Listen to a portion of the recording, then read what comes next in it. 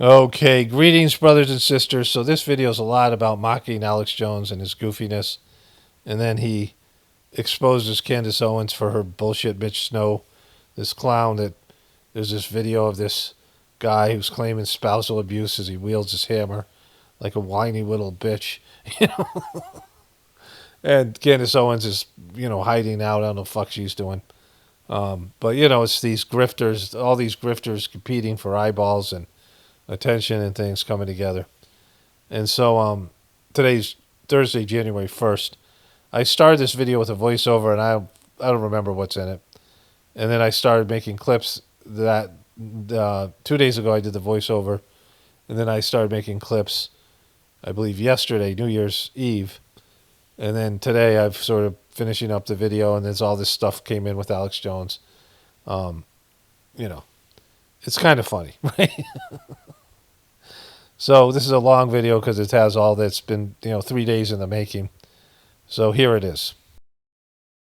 Okay, Tuesday, December 30th, the video is going to come out to the 1st, 2nd of January, which will be Friday. So quite a bit of ways. Tomorrow, I made the videos already for tomorrow. I got a few little clips of Alex Jones. They're kind of hilarious. And I want to mock today. And then some of the other things I'll wait till tomorrow, which will be New Year's Eve. And then, I don't know what I'm going to do. Anyways, this video is probably going to be pretty long because it's like 3 days from now, and I am all caught up with all the other stuff. But anyways, I want to talk about past lives. Like I would assume most of the longtime viewers here have some kind of we've had some kind of past life together. I've had numerous experiences with this. And, it's really important understanding about life. Like, if past lives are real, which I'm 100% convinced they are, and future lives. And, all the people who originally discovered the soul, there was a time where in ancient India, people became aware of the soul, right? This is a period of time before where people didn't have the ability and were animalistic, barbaric, just like, animals are, in a sense of they didn't have this level of consciousness and abstract thought. And at some point, people realized through spiritual experience they had a soul. And this discovery happened in ancient India. And I don't think you could just call it like one discovery, because there's different versions of people, higher developed, like extraterrestrial humans that were here, and there's other, aspects of it. But soul awareness came with the idea of past lives and future lives. The people who were given the information about the soul, and then it was this idea that the soul has been here before, and then all these things became more apparent. It was like a key bit of information. But the thing I want to talk about today is like recognition of people who you have past lives with. And there's two things that were said by the third master Sajmark system. The first one was, and again, this was something he didn't say in a talk, but I think I heard it like second hand or third hand or whatever it is. But I believe it to be true, that you can't have a conversation with a person you don't have a past life with for more than 3 minutes. And, you'll have these conversations where you'll talk to somebody and, you say whatever you can't even have a conversation. If you don't have some kind of past life with somebody. And we've all had those experiences. I've had tons of them because I'm not a social person. And you can talk about some superficial things, and then there's no energy, and both of you are eager to get away from the other person, right? You're eager to move on. And so, that's kind of interesting. The other thing was, he said, if we could remember our past lives, like think about how confusing it would be if you had 100 past lives and you were married 100 times and you met those people you were married to in a past life, and you can remember your marriage and your love for that person and all of it. Like, it would be impossible to go through life that way. It's already hard when with like limited information, you meet somebody that you have a past life with and you feel a strong connection. But imagine if you could remember all those things. But if I was thinking about this, and to expand on it, let's say you were murdered by somebody or sexually abused by someone or they screwed you over in a past life, right? Which is probably more, there's probably a lot more of that than there is like love connections, right? Like all the people that have wronged you, all the people like you fucking hated, people that killed you in a war, whatever it might be, your abusive boss, and people would go around taking revenge, like wanting to get back at people for things that had been done, 100 years, 100 lives ago or whatever it is. So, there really can't be full consciousness of all of that stuff. Like you couldn't really contain lifetimes worth of memories. You'd have to be almost like born with these things. Like how would they even come about? Like if you meet somebody and you're like, that motherfucker, molested me when I was a kid, right? Like, and you'd have this memory. You'd like you go to work and you meet like one of your bosses, and you're like that fucking guy, and you're like plotting your revenge or whatever, right? And all the anger and all the feelings and all the unresolved shit that you had with those people. And so like you need a clean slate. Like you need to come in with a clean slate. But there is, importance and things that you have in terms of past lives with people, the experiences you have, and like this knowledge that there's, there might be unresolved things, which can explain, there might be hidden resentments that come up or like, negative and positive things.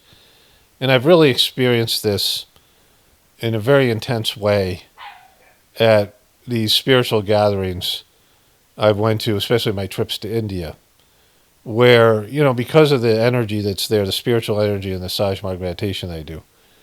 And, I would meet somebody that felt like I know that person for, within a day or two, because you would only go there for like a couple of weeks, right?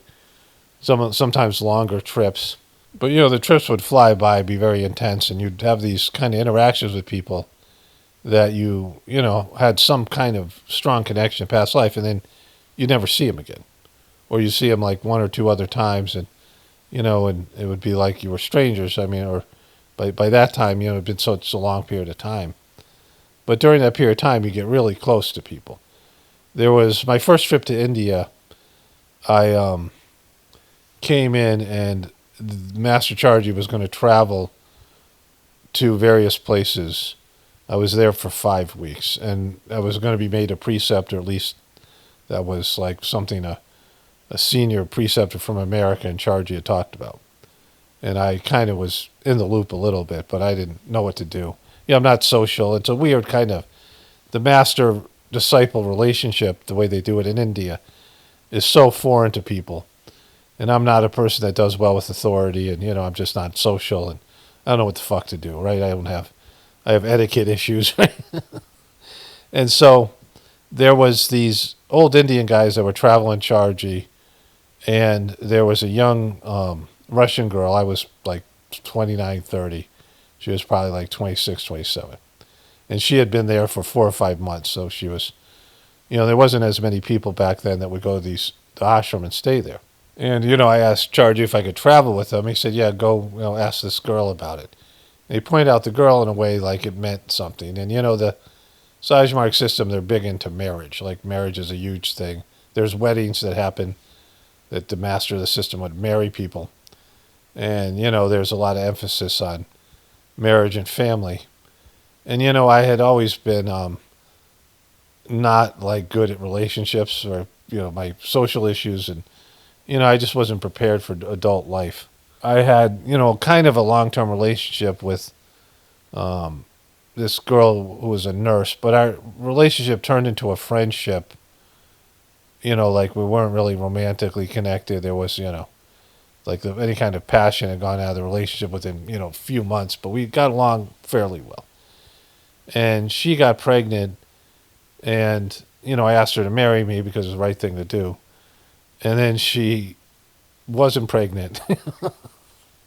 And somehow we were still engaged. And I kind of felt like, there was contingencies. Like this was more of a shotgun situation than, we didn't have like what I consider a good, healthy relationship. Like we were living together and we were friends, but we weren't, like it was just, it wasn't like a lot of the what you would expect out of a relationship was missing. And we got engaged, her family, she wanted to have kind of a big wedding, and we went over to saw her family, and her dad was like, her dad had left her mom. Her mom had been in love with some guy who went to Vietnam, and she decided to marry some other guy, just some random piece of shit guy who was kind of abusive, and you know, he impregnated her a couple times and ditched her. And then she went with this other guy who was even kind of worse, and she had a couple more kids with him. And she was like morbidly obese. She had a beagle. They had a beagle dog whose belly would drag on the ground. It was the saddest, most obese dog. It would, watching it run up on a low hanging couch and try to jump on the couch was the fucking saddest things I've ever seen. And they had this depressed energy in their house. I went over there, and they said they were going to pay for this wedding. They had no money. They were living, like a white trash kind of situation, and just everyone in the house depressed, all the kids. I mean, I just couldn't wait to get out of there. And I was like freaking out that I'd have to be beholden to these fucking people, right? And, luckily they backed out, and, and then my ex-girlfriend realized she wasn't pregnant, or, I think she was not pregnant at that time. And now we're like we don't have a good relationship, and the family is, it's just all this depression. Like if that had gone through and we had gotten married, my life would have been fucking ruined. Like I wouldn't be talking to you right now kind of thing, right? And so I was like 30 years old, and, that's the closest I had come to being married. I wasn't really prepared, like I said. I just didn't get certain things that you need to be a good American citizen, right? A productive person. Like I just don't have some of those things socially and some of these other things, right? Like there's holes in my, like most people, but my holes are, like things that are kind of substantial. And so there's this girl who, I get introduced to or get connected with by the master of the system. And she had a really high voice that was really annoying, like really high, like that, with a Russian accent. She spoke English fairly well.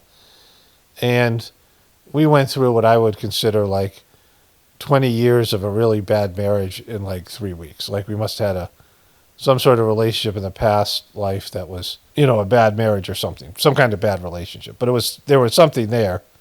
There was some sort of connection and some sort of, I don't know, affection maybe between us, but just mostly like just, negativity.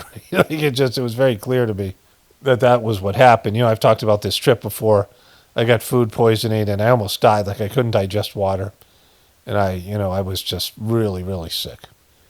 I mean, not in a natural way. Like I ate food at a train station, which you would never do. And then I went through all these other things like this girl, we were traveling from Benares to Calcutta.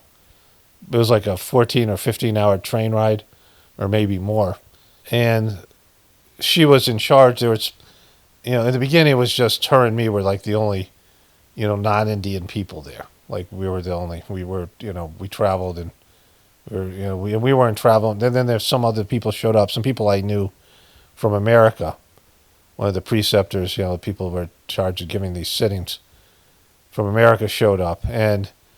But we were traveling with these old Indian guys who were, taking us around the rural area. And that's where I, was eating like street food and things, but it was, they knew the sort of healthy places or whatever.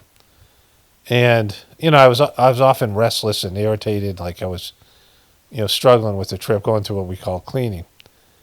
And I got really sick. We stayed in these dorm rooms and they were just filled with dust.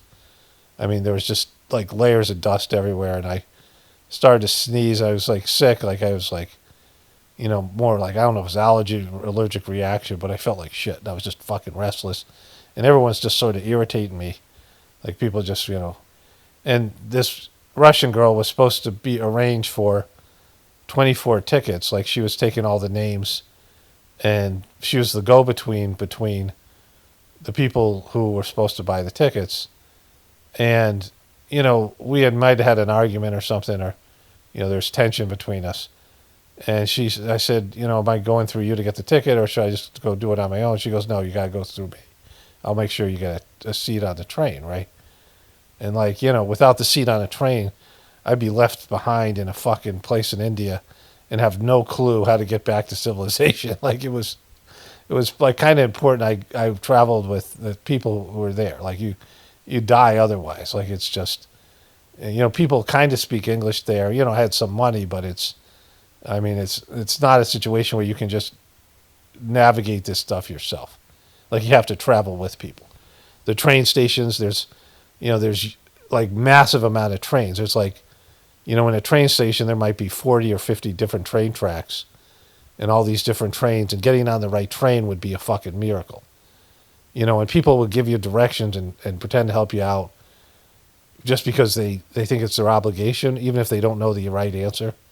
Like they'll tell you, go down this road, go this, and they'll tell you stuff because they don't want to say, no, I don't know. They want to be helpful, but they're not because they don't know what the fuck they're talking about. Right? So like, anyways, so it turns out she didn't get me a train ticket. And I'm like, fuck, why did you do that? Like, I'm fucked now. Like, we kind of had almost like a little argument in front of these other people. And, I guess some people saw it. And, we were going in these buses to the train station, and I had no train ticket. Right? I had like fucking, I didn't know whether I was going to, how I was going to, like, the train was full and booked. And I was just going, and like, people knew about my situation, when like, you just can't, it's supposed to be like a hospitality type place. And I think I had enough interactions with people, and I was just so irritated that everyone like hated me at that point. Like some of it was self-inflicted. I was just irritated, and just people don't like Americans when there's an arrogance there, whatever it might be. And so like there had been enough of like kind of a, oh, that guy's an asshole kind of thing. And so I'm sitting on the bus waiting to go, and there's this guy called the commander. He's an old naval officer. And we're driving through this place, and there's just these people living in these fucking huts. These huts are like 4 foot, 5 foot tall. The people in it are like, 4 foot and a half, 5 feet tall. They're like small little people wearing almost like loincloths and just dirty rags. And, they're like shitting on the street and just like fucking, just unbelievable poverty. And we're going, and this is like, Vanaras is a place where they have the Ganges River, which is a famous river, and people go and bathe in it. And it's the most bacteria-infested river. It comes down from the Himalayas, and there's a big university. And Master Charji had gone there, like we were staying in these college dorms. It was his former college that he went to. And it's a famous university, and there's these spiritual temples and shit. But there's this poverty, and this guy, the commander, goes, oh my God, I can't believe that this is our country. This is my country. He's like, it's just the poverty. And we're driving, it's getting dark. And we're going through these streets, and it's just a really like kind of eye-opening experience of how people live. And I'm sitting there, and I'm not knowing, like, if I get to the train station, I'm going to get out of here. And it's like, this is the place, right? This is, there have been some other things. I'm not going to include this story, but like other kind of, so like I just wandered off on my own, and like, different things already. So there have been some issues, like some experiences. I was like, this place is kind of fucked if you can't be here on your own, right? And so we're in the third bus, and Master Charji's in like the second or first bus, and we're just sitting there in a traffic jam, and I'm like, we're going to be late for the train. Like it's, we're just sitting in the middle of the road, and the other two buses start to drive away, and our bus starts to drive, and a cop, like some Indian cop, comes running up, and the driver's side is on the opposite side, right? Like so the steering wheel is on the opposite side. They drive on the left side of the road. And the guy comes running up, and he just fucking takes a billy club and smashes the window of the driver, right? And the driver just runs out of the bus, and a bunch of people go running after him. He's the only guy who can drive the bus. And we're just sitting there like fucking, like it's dark out, there's fires, our bus is in the middle of the road, everyone's fucking honking. There's glass all over the fucking place, and I'm like, oh man, I'm fucked. Eventually they coax the driver back in, and we get there, and I hadn't eaten, like I'm starving. And that's when I ate the food at the train station. And this Danish woman that we ended up having an argument before or after this. I think maybe after. It was about all the noise and things. I think I was arguing I was saying things, I was pissing people off just by, talking the way I talk, just by being just brutally, all the things I do here. But she said, can I have some of the noodles? Like I got these lo mein noodles and they looked okay. And she ate some and like within a minute she was vomiting right out of the train tracks, right? And I'm like, oh, I'm fucked. And then some guy came up and said, here's your ticket. And the ticket said PP duty on it, which when my wife heard this story, she's, this is a name that keeps on circulating back. And I get on the train and I'm throwing up and having diarrhea and I'm so weak. And this is when I got so sick. And we get to Calcutta and I'm like barely like, I'm just like, I can't even drink water. It's like running right through me. And I'm just like miserable. And, not even miserable. I was like so weak and just like, and this guy comes up to me, we're sitting there and I didn't even know whether I should meditate or not because the transmission can, exacerbate any kind of condition. And this young guy comes up to me and says, and this girl's name, her name was Svetlana. And he goes, Master Chargy knows about your relationship with Svetlana. He doesn't like it. Which I'm like, I like fucking hate her. She almost got me, it almost, caused me to be, lost in a fucking crazy ass country, right? Like I was almost wandering around by myself with my suitcase and backpack, some fucking, in India in the middle of some city. I'm like, no way of knowing how to get back to civilization, right? I'm pretty sure she had done it on purpose, just to, whatever reason. Like and was kind of fucked up. And I ended up getting back to the ashram. Like after that, I started to eat food. I started to drink coconut water. My stomach returned, and I felt better. A lot of that had to do with this thing called cleaning. The spiritual cleaning that happens. But when I got back to the ashram, my brother showed up, but he was like, I was going to be made a preceptor. He's kind of jealous, and he was kind of being goofy, and he was struggling with India as well. And there's a senior preceptor who, really didn't like me, and she sort of tried to sabotage some stuff with me.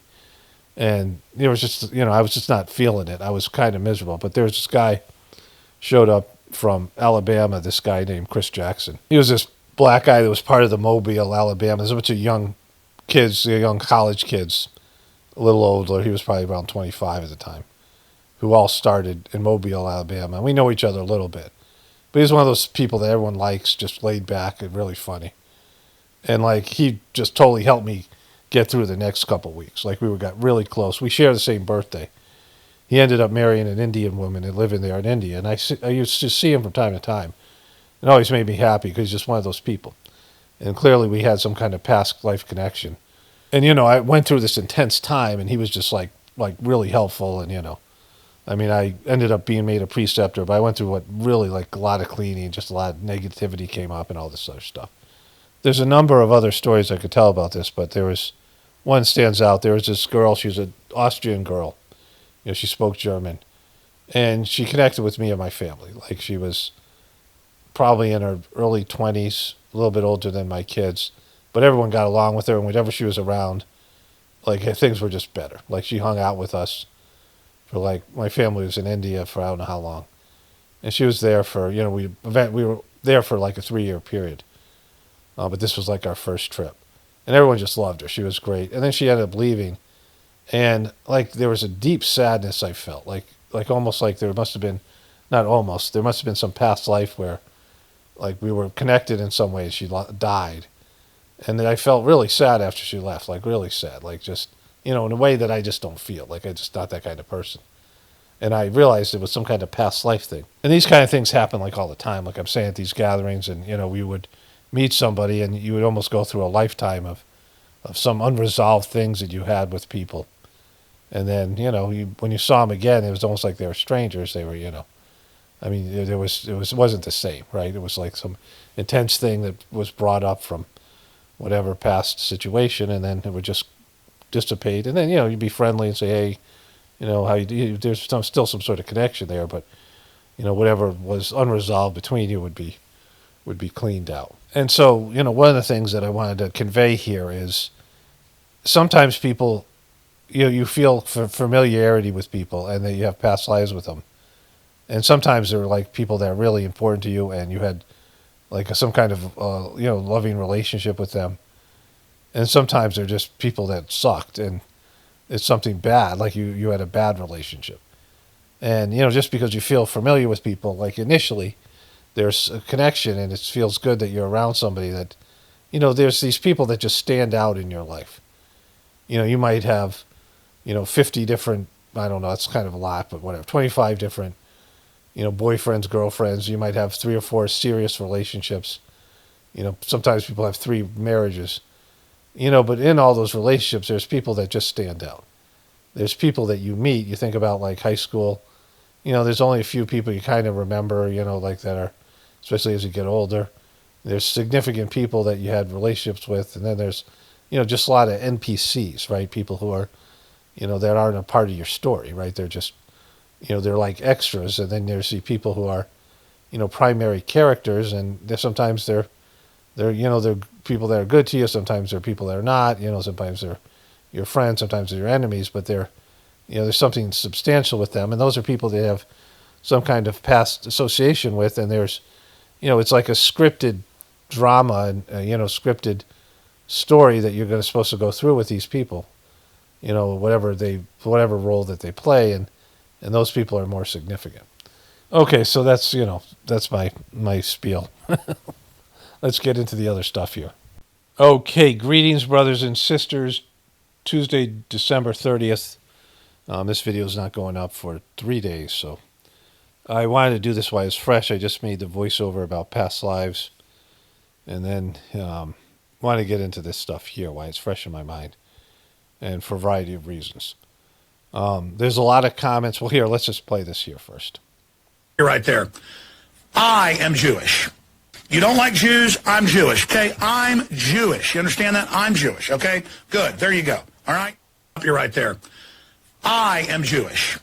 You don't like Jews? I'm Jewish, okay? I'm Jewish. You understand that? I'm Jewish, okay? Okay, so how is this supposed to help Jewish people?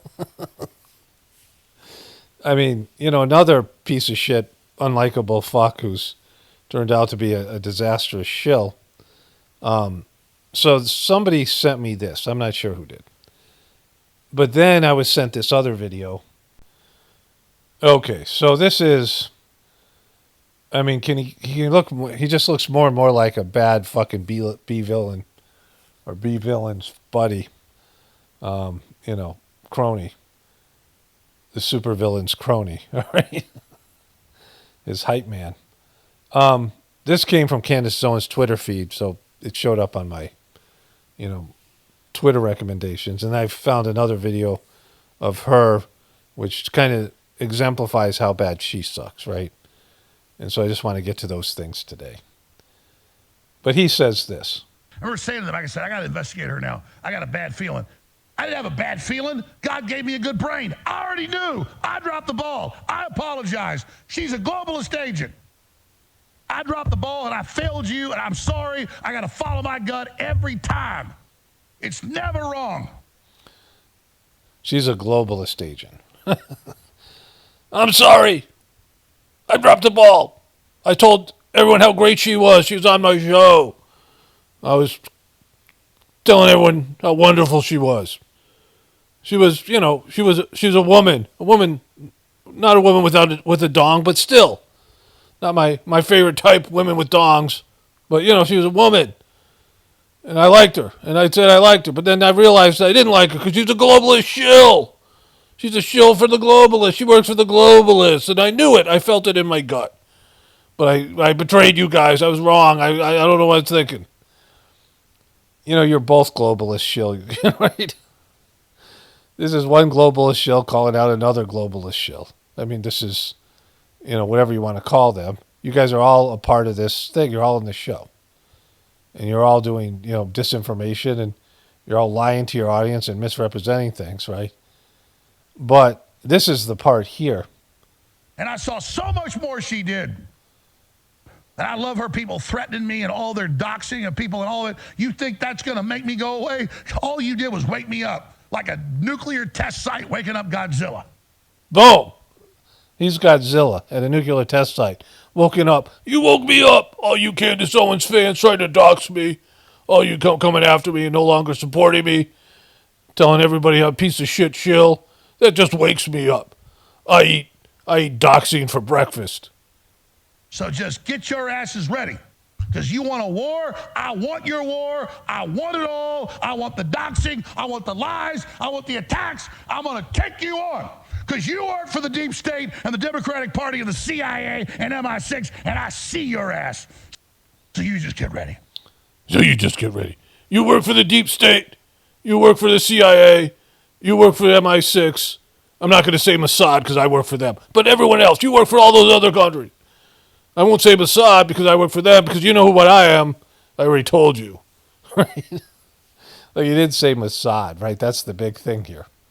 You didn't say Mossad, Alex. You said everybody else but Mossad. MI6? Like, well, who gives a shit about MI6? Who do you think has more influence over America? Mossad or MI6? Right?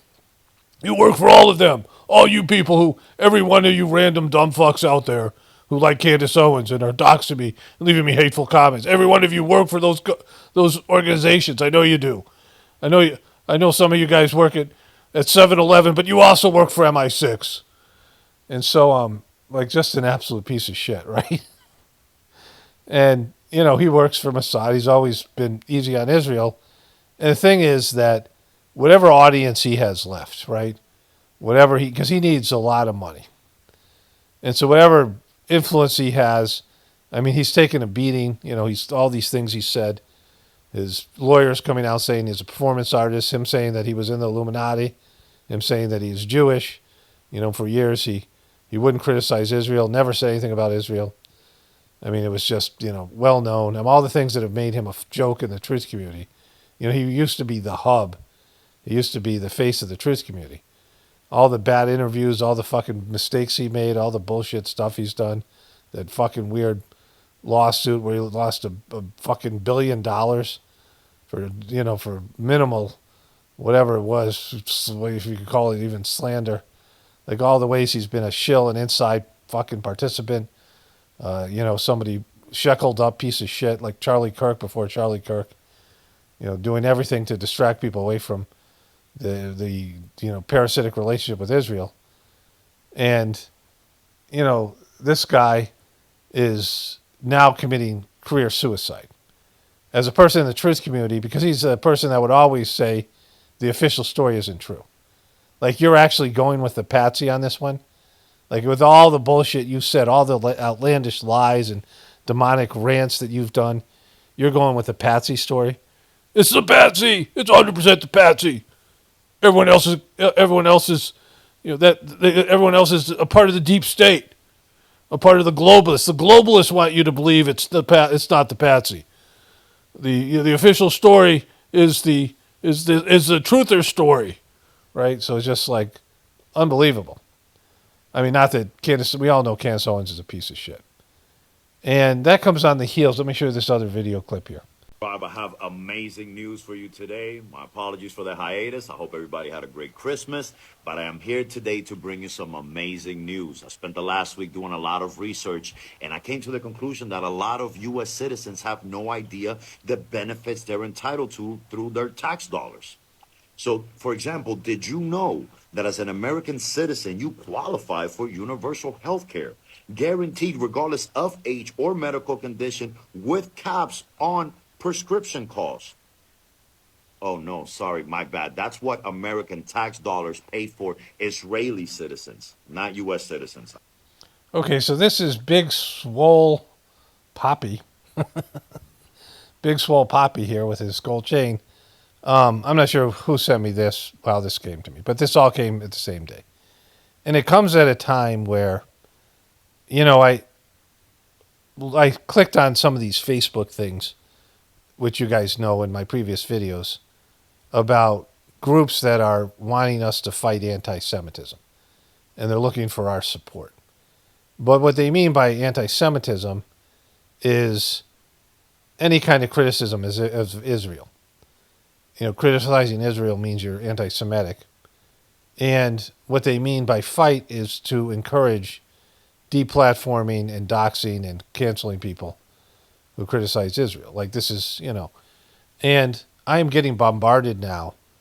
Like every third post, I could scroll through my Facebook feed and show you, but you can take my word for it, is something along these lines. And, before this, like I'm not a hater. I don't have any of these negative things towards any demographic or group of people. But, I've known about the parasitic relationship with Israel, and it's not something I've focused on here. I mean, there's a lot of fucking shit you can cover, and you couldn't say anything anyway, but it's not been a primary focus of mine. But, the genocide they created in Palestine, like there was just a guy on there, and he was some guy who was shilling for his products. He was a Jewish guy in Israel who's next to the Gaza Strip. And I guess he was involved somehow. His business got hurt, or, there was some destruction to his business based in what's been going on, pre the assault on Gaza, the demolition of Gaza. And he wanted money in product for selling products that he wanted Americans to buy his products. Buy my products! And so, out of our sympathy, and send him prayers and his family prayers. And I'm like, you guys just demolished the Gaza Strip of 2 million people, killed a third of them, and demolished all their homes, and you're fucking asking me for your to support you? Like, it's just fucked. Like, there's just a lack of, there's a cluelessness. But now I'm getting spammed. And so, I don't know if this is legitimate what he's saying here, but it's probably pretty close to being true. Maybe some exaggeration. But they're taking our tax dollars. We're giving them our tax dollars because they bought all our politicians with our money, right? I think it's a good scam where we give them loads of money and they in turn buy our politicians with some of that money. And they have, a rigged system here, and we're not into it. And we're not into any of this stuff. Like, we're over it, and, and being bombarded by spam isn't going to help. It just makes you more annoyed, and then this thing here, right? I'm sorry, I got that mixed up. Here we go. All right. Did you know that American parents are entitled to and receive monthly child allowances from the time the child is born till they're 18, with an additional $100 a month added to a savings in an interest-bearing account? No, that's for Israeli kids only. The American tax dollars pay for that for Israeli kids, not. Oh, so I guess there's a pattern here. I guess we see where these things are all going. American citizens. My apologies. I keep messing this up. Here it is. American mothers, American citizen mothers, qualify and receive a guaranteed 15 weeks of paid maternity leave, extendable up to 26 weeks depending on employer. No, that's for Israeli mothers, paid for by American tax dollars. Sorry, my people, there's got to be one here. Here we go. Free college tuition. That's only for Israeli kids. Sorry, that doesn't include American kids. My apologies. Oh, there's got to be one here. Yes, I found one. American soldiers receive free transportation, including airfare. IDF soldiers, not American soldiers. How'd I get that mixed? Tribe, my apologies. I normally don't mix things up this bad. So, this is happening, right? Like, there is an onslaught of information, and, I don't know how many people watch this guy and, how many times this video has been viewed. But we know, like, there's no reversing this. And the way that the Zionist Israeli people are going about it, tying this back to Alex Jones, you're like in a situation. This is the Charlie Kirk paradox. We've taken so many shekels. You're completely sheckled up. They should just tattoo shekel right across Alex Jones's forehead. He's been sheckled the longest. And you've been taking these shekels, and they are in desperate straits, and they're doing everything. They're throwing anything up against the wall. And they're demanding all the people that they own go and support them, even if it means career suicide. Like, Alex Jones has gone through a lot of embarrassing shit and a lot of loss of credibility. But now he's just, he's fucked. He's fucked on this thing. Like, he's on the wrong side of this fucking thing. And, this stuff is just, it's not going away, right? I mean, there's, like I said, this is the year of accountability, so it's coming around the corner. I mean, I read a list of everything U.S. tax dollars pay for, and I automatically assumed that these benefits went to the people that pay for it, the American citizens. That's on me, Tribe, because they don't. They go to citizens of another country at an alarming rate of over $8 billion per year. All right, so there's that. It gets redundant, but we all get the idea. And, even if this wasn't true, there's truth in this because we know we give them a shit ton of money and they have a small amount of people that benefit from, without America, they're fucked. Like their country would be nothing. They have no resources. They don't have, they would need some kind of big superpower they're a welfare state, right? Okay, so this is I don't know how I saw this as well. I mean, there's all these things. I think some of the things, I think my wife might have sent me this. It says, let her grieve, right? So, I mean, what a fucking ghoul. Wow, that's so bad. And now they're pretending she's Erica Kirk. Let her grieve. This video is from like a year or two ago, but now the memes and the shit that's coming out on Erica J. Kirk. But let's go to this thing with Candace Owens. Okay, so let's mute this first. This was posted right underneath the Alex Jones video when I was recommended that video from Candace Owens. So she posted this. And look at how fake she is. Like I don't know when this is from, but look at her expressions here. Look, yeah, oh my, yes, yep. Like, yeah, yep, like that. That's true. Yeah. Oh, yeah, what? Yeah, no, like with All right, so a lot of miscommunication. Let's listen to this with sound here. But she's just so weird. Her expressions are very performative. She's so dramatic. Like, I mean, she's like, almost like a personality disorder type situation. A need to be the center of attention. You made the very sensible decision, and apparently he asked you to marry him 19 days after you met, which is very English. Yes, Russell Brand was our Cupid. Really? Yeah, he was. Well, he was, Russell Brand. Oh, yes, he was. He was our Cupid. Yeah. Look at that expression. Russell Brand, that piece of shit that was just on Turning Point, and that fucking guy. I mean, they're all tied together, right? All these people. They've all found a niche in the truth community. They're all found some people who are looking for truth, desperate people who are more susceptible to worshiping celebrities and trusting celebrities for whatever fucking reason, and found a way to, monetize their deception to these groups of people. This because I'm fascinated. 19. So what happened? You guys meet where? So a buddy of This is George, your husband. Yeah, Turning Your gay husband, George. Point UK was hosting an event. George was there. I didn't get to meet him. I then went to do Russell Brand's podcast on the countryside, and through a lot of miscommunication, nobody had told me that my now husband was hosting a massive dinner with like major players in politics. Like Douglas Murray was there that night. Because he's a player. All of these fantastic people. So I was 3 hours late because I was with Russell Brand doing his Under the Skin podcast. And this is amazing because this is when he was a communist. This was the old Russell Brand. And then my assistant kind of comes in and is like, the old Russell Brand who rebooted himself. Now he's Russell Brand, the accused rapist. So I mean, it's just so fucked. Like, all right. So that's all I'm going to cover today. Like her expressions, though, right? I got a bunch of other stuff to get to, I'm sure. But that's it for today. Okay, not greetings. Today is the Wednesday, December 31st.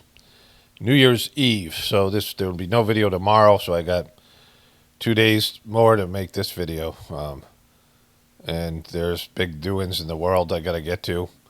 Marjorie Taylor Greene is going off, I think, in her last hurrah before she exit the house, whatever it is. And there's stuff going on with China, and got a thing about Trump's dementia. This video is going to be packed with stuff, especially for a 3-day video. It's always going to be that way. And, New Year's. China, and there's some kind of China-Taiwan thing going on to, add to the Venezuela and the Israel stuff. I want to add to what I was saying yesterday, Alex Jones and Candace Owens. People often hate things in other people that they hated themselves, right? Like Alex Jones now is going off on Candace Owens for doing what he has done for years, making out of this world claims, basing it to have documentation, making it sound like something's going to happen because of it, luring people into some crazy narrative. And even if it's true or it's partially true, it's not going to deliver what he's saying, right? It ain't going to fucking lead to anything. And it's, going to hurt the rest of the truth community, right? Getting emotional, going over the top, making some crazy ass thing. This is what the QBs did, the QAnon people. And, the people who are trying to frame the controllers, the people who are trying to frame the narrative around the truth community is that you're crazy. Like, we're crazy, right? Like, that's that they're just crazy conspiracy theorists. Like, everybody should know that. That's what, your relatives, anybody trying to push back against it. Because, the official story is often crazy. The official story is often not believable. Like, all of these individual shooters, right? Like, he's going into this thing about how there's an army of transgenders behind this guy. And he's going with the Megyn Kelly narrative. That all of a sudden there's these transgender liberal assassins out there, right? Like, to be a good assassin, you have to learn how to kill people. Like, you have to learn how to kill things. Like, people have, some sort of natural inclination to not kill, right? Like, there's something there that, if you aren't, like, in a war zone and you don't grow up in, like, a crime family or an area where there's a lot of death, and even then you have to get over your, like, there's some part of you saying, don't do this. There's, don't do this. Now, there's sociopaths and things like that. But, killing somebody is not an easy thing to do because you have a conscience and you have a soul and there's some part of you that doesn't want to do it, right? That's why they do this extensive military training. I had friends who went through these, Parris Island Marine, indoctrination that they do that was in the Full Metal Jacket movie. And,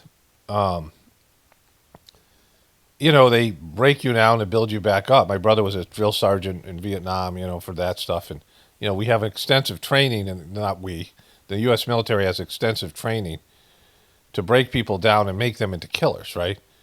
Like, every person that goes into the military, they're making them into a killer. And people say, thank you for your service, which is something I have a new bit I want to do that I have to remember to do. Like, every time somebody brags about whatever they're doing, I'm going to say thank you for their service. I thought of it last night. When people are like, so we'll do this here. I'll give you an example coming up.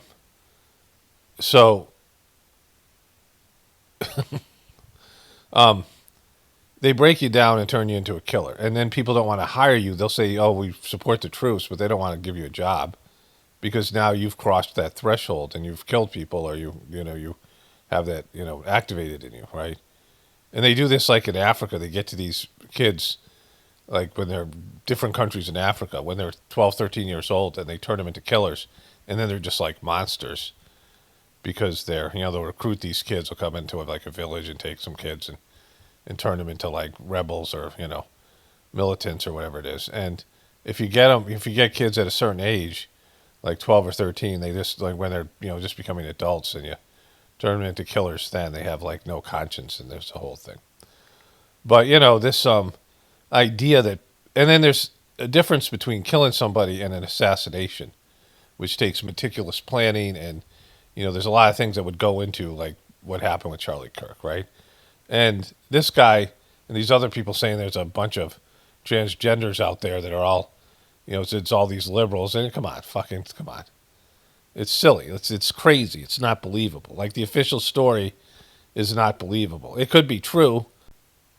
There's a slim possibility it could be true, but then there's this like whole thing where they've made it like when there's a shooting like this, it's some crazed individual person, often a person who's killed, like in the Trump fake assassination thing with Trump and all the rest of it. So, it's a crazy idea. It's like something, that the powers that be should not be looking into. Individuals who are disgruntled individuals who are murderous. In this case, liberals. Like, they've made this whole thing like now with Trump. There's all these radicalized liberals who are just murderous, right? And, there would always have to be organizations behind it. It's more likely that there's organizations. There's organizations that are much better at killing people and do this for a living. This is their profession, whether it be some intelligence agency or whatever.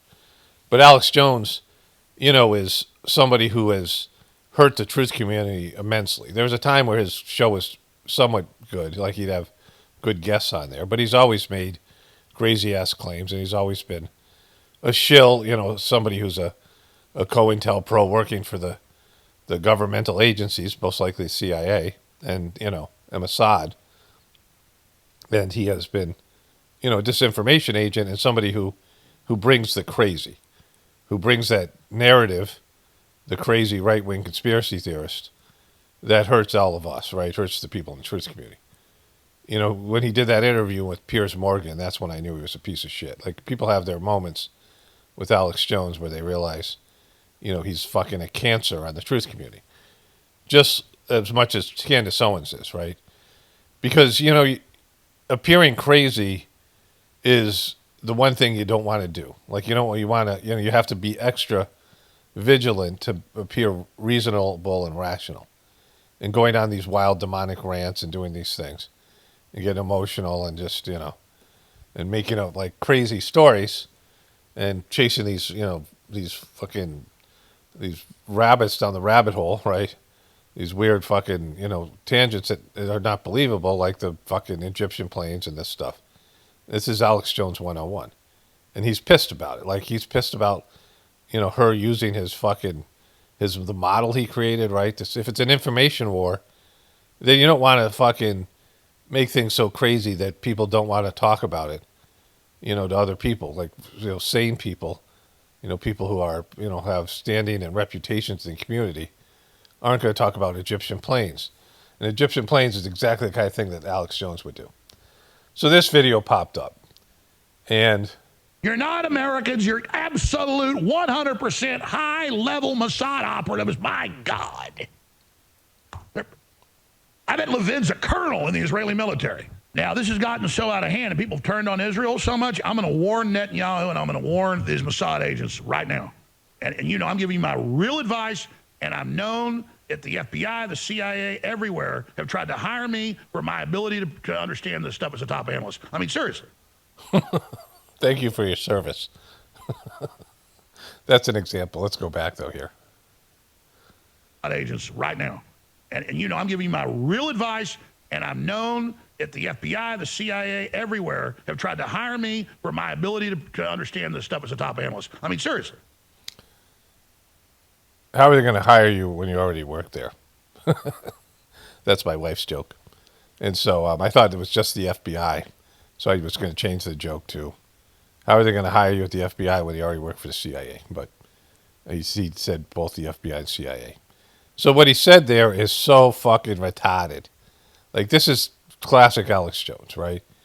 The braggadocious nature and, over-the-top claims that can't be true. You think the CIA and the FBI would want people to know that Alex Jones was one of their analysts? They hire these top-level academic people, the CIA, I mean the FBI too, but the CIA they have a pipeline from Yale, that whole thing, the skull and bones stuff, and there's a movie about it called The Good Shepherd, and they have these, if you look, there's all these articles, I have them, when that one big event happened in Connecticut, and Yale was really close to there, And they have like articles in the Yale newspaper about the pipeline from Yale to the CIA. You know, they call them spooks, right? They hire these, you know, people out of these high academic, you know, level people, right? And this fucking blubbering idiot, right? You know, but from a PR standpoint, how would America feel if they learned that Alex Jones was part of the you know, the intelligence community analysts? This big mouth fuck, they would hire him. They would try to recruit him, and they would, you know, run the risk of that becoming fucking public. Like, it's fucking retarded, right? Like, they're not trying to hire you. Like, you're just lying to your audience and fucking I mean, he's a performance artist. Like, no one's fucking, the CIA and the FBI are not trying to hire you because you're so fucking good at analyzing intelligence. You know, now he's trying to do anti, you know, Israeli cover because everybody knows he's a shill. So Netanyahu wants a 20-year deal. I saw him on Fox News yesterday. He's just abhorrent. Like, he's so unlikable. And he was up there, and, you know, he's got this trial coming up and this thing. I'm sure they would have went into the anti-Semitism stuff. But, you know, they're looking for a big deal. And he was bragging about how great the Israeli military is to Americans who will pay for it, right? You know, so on Fox News, and, like, of course, there's no pushback over there.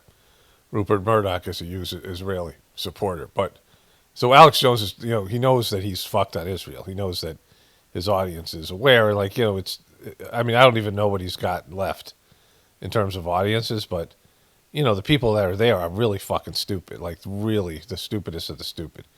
The people who still watch Alex Jones and thinks he's legitimate. Like, I don't know how, you know, after all the bullshit that he's been, you know, involved in, and then all this stuff that he's, you know, considered this. But, you know, this thing where well, let's get into it.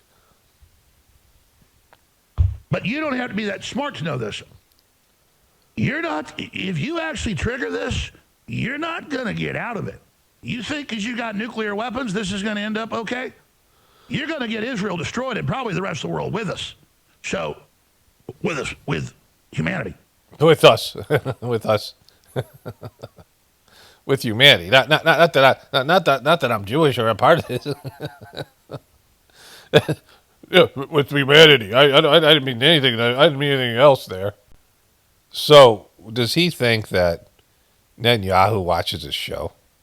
Does he think that Mossad and Netanyahu is watching his show going, oh yeah, we're not going to try to get a 20-year deal of, you know, more military money from America while we have Trump as president and not some, you know, anti-Israeli liberal or Democrat that's coming next, or somebody, you know, who's going to run against Israel as a Republican. You know, this, like, I mean, it's an issue where it's a winning issue right now to go against Israel. Like, the people that still support Israel is dwindling. Like, where's their support coming from? And the young people are 100% against him. And so, like, they're in panic mode. You think they wouldn't try to get a fucking deal done because Alex Jones said, don't do it, right? So, you've got to stop, ladies and gentlemen, all of us. All of us have to come together and realize the bigger picture of these evil globalist forces trying to manipulate this conflagration. Okay, so what do you mean globalist? This is Israel. This is Israel. Now, Netanyahu's going around when he was on Fox News, and he was bragging about Israel's military and just saying, like, there's a new world order in the Middle East after what's happened in Gaza. And there's fucking not, right? The Gaza Strip has been the same. It was an open-air prison forever, and the people were abused there. And Israel finally put them out of their misery, in a sense. But that isn't a fucking new world order. And then you have all these refugees, people who have no homes there. I mean, it's created a humanitarian crisis like we haven't seen. Like, we've never seen. Like, they were bringing people in to just do controlled demolition on buildings. They just were blowing up buildings for fucking 2 years. I mean, it's like the fucked up thing, right? And, you know, I mean, the UN has been against it, but not. I mean, everybody walked out. Like, everybody in the UN walks out when Netanyahu walks in now. And that's not, you know, of course, the UN sucks. I'm not, you know, saying the UN is good, but, like, you know, they're not with him, right? No one's with him but America and Trump. And Trump's completely bought and sold by you know, Israel. I think everybody kind of sees that now. And so, you know, what does he think's happening here? It's got to stop. It's got to stop, the real Alex Jones. Here we go. Just like Mark Levin and all of them. If you don't want to have nuclear war, or you don't want to have us tell you what to do, you're anti-Semitic and you're not MAGA. None of you guys were for Trump. I was one of the first people to endorse him. I don't need to hear that from you. Yeah, there's a time when he went off on Trump. He swore. He was like all upset. Like, I wish I could find that one. But he's in a situation now where Charlie Kirk was with Israel. He's taken money he's totally shackled up. He's taken money from Israel. He's never criticized Israel. And now he's got to, but those are, he owes them, right? He's shackled. He's Alex Shekels. Alex Shekels Jones. And he's got to criticize him because that's where his audience is. Like, he can't. He's taken a beating on the Candace Owens thing, right? And so he's got to give himself cover. But the other thing is pretty much everyone's kind of least aware of. I mean, anybody who's watching him that's, interested in truther stuff is aware that Trump's compromised on Epstein, which makes him compromised on Israel. Like Trump, it's not about whether Netanyahu asked for a 20-year military deal and plan and this stuff from America. It's whether Trump's going to give it to him. Who gives a shit? Like, everyone's asking for shit from America, but Trump's going to give him whatever he wants. And so he's got to deal with that. Like, Trump's exposed as a piece of shit. So all these fucking, like, either scumbag or all these people who, didn't call bullshit on Trump's obvious fake assassination attempt, which is your job as a truther. Even if you didn't come out and say what I said, but you just said this thing looked a little fake, even if you just, said it's a little something, right? But instead of doing, like, nothing, which you did, right, that's fucked up. Like, that's just, that's classic. That's everything that's wrong with Alex and this fucking piece of shit over there.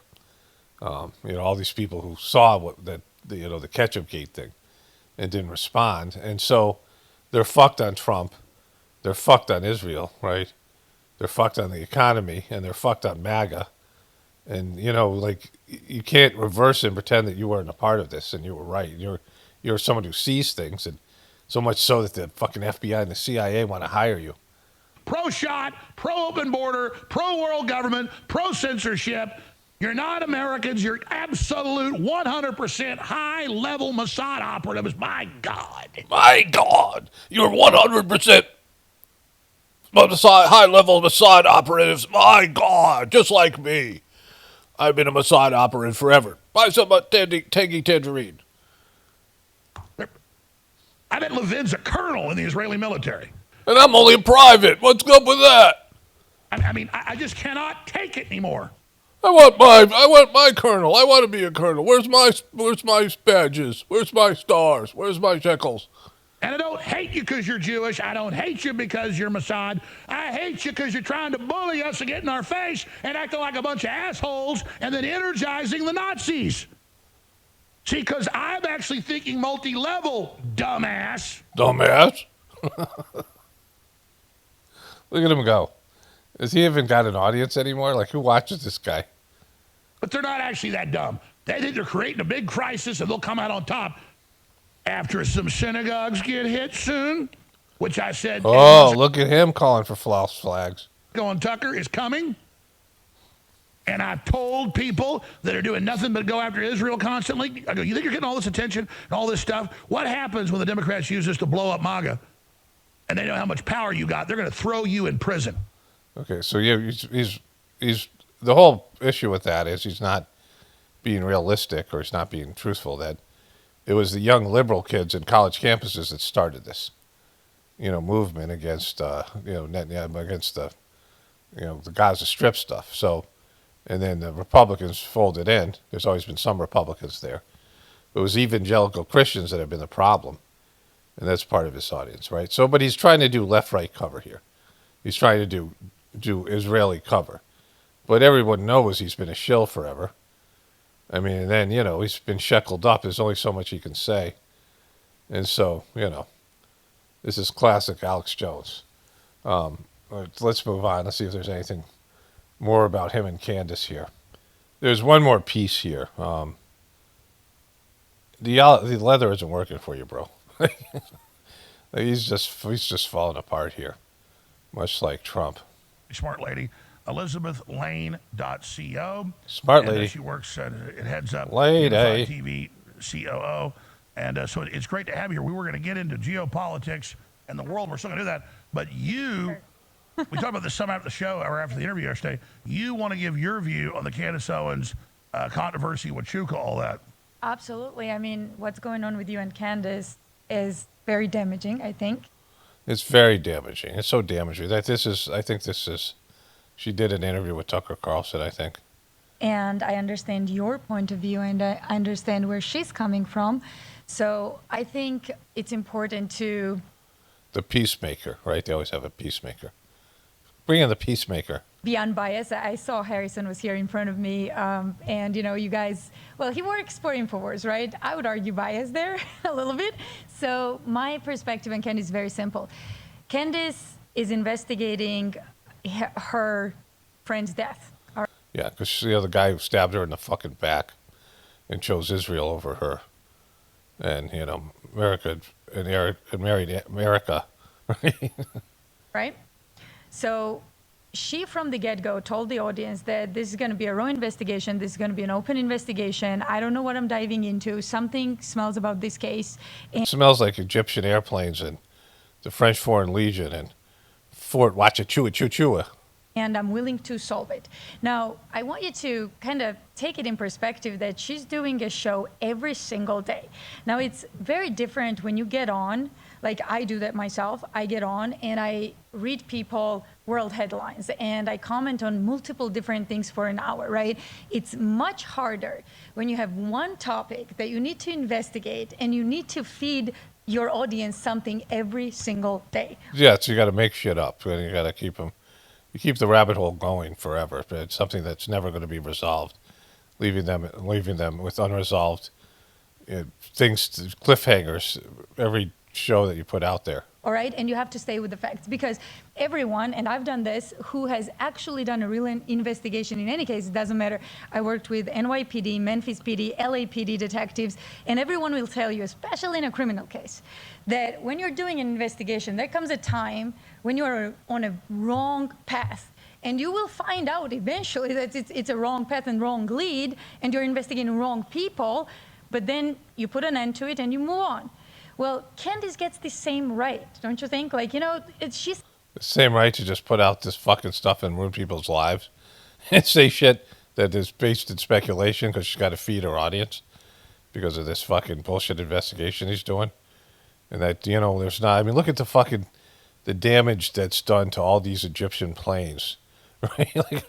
Look at all the, the fucking slander she's put towards all these Egyptian planes and the French Foreign Legion and Fort Wachachua, and all those good people at TPUSGAY who now are under suspicion of killing their boss, and Erica J. Kirk. I mean, it's just not fair to go out there and just say, hey, let's go down this rabbit hole. Let's look into this person and then pull up a bunch of shit on them and shit all over them, and then move on to something else and never say, hey, I've cleared them. They're not a suspect anymore. And so, let's just do an open investigation on the fair-minded people of the internet, right?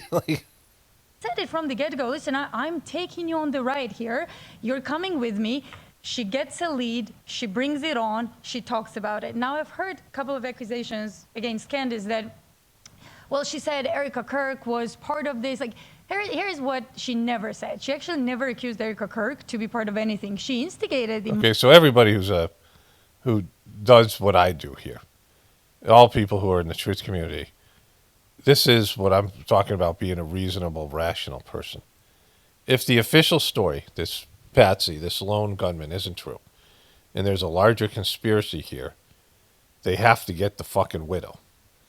They have to get the widow to be on board with whacking her husband. Otherwise, they're fucked.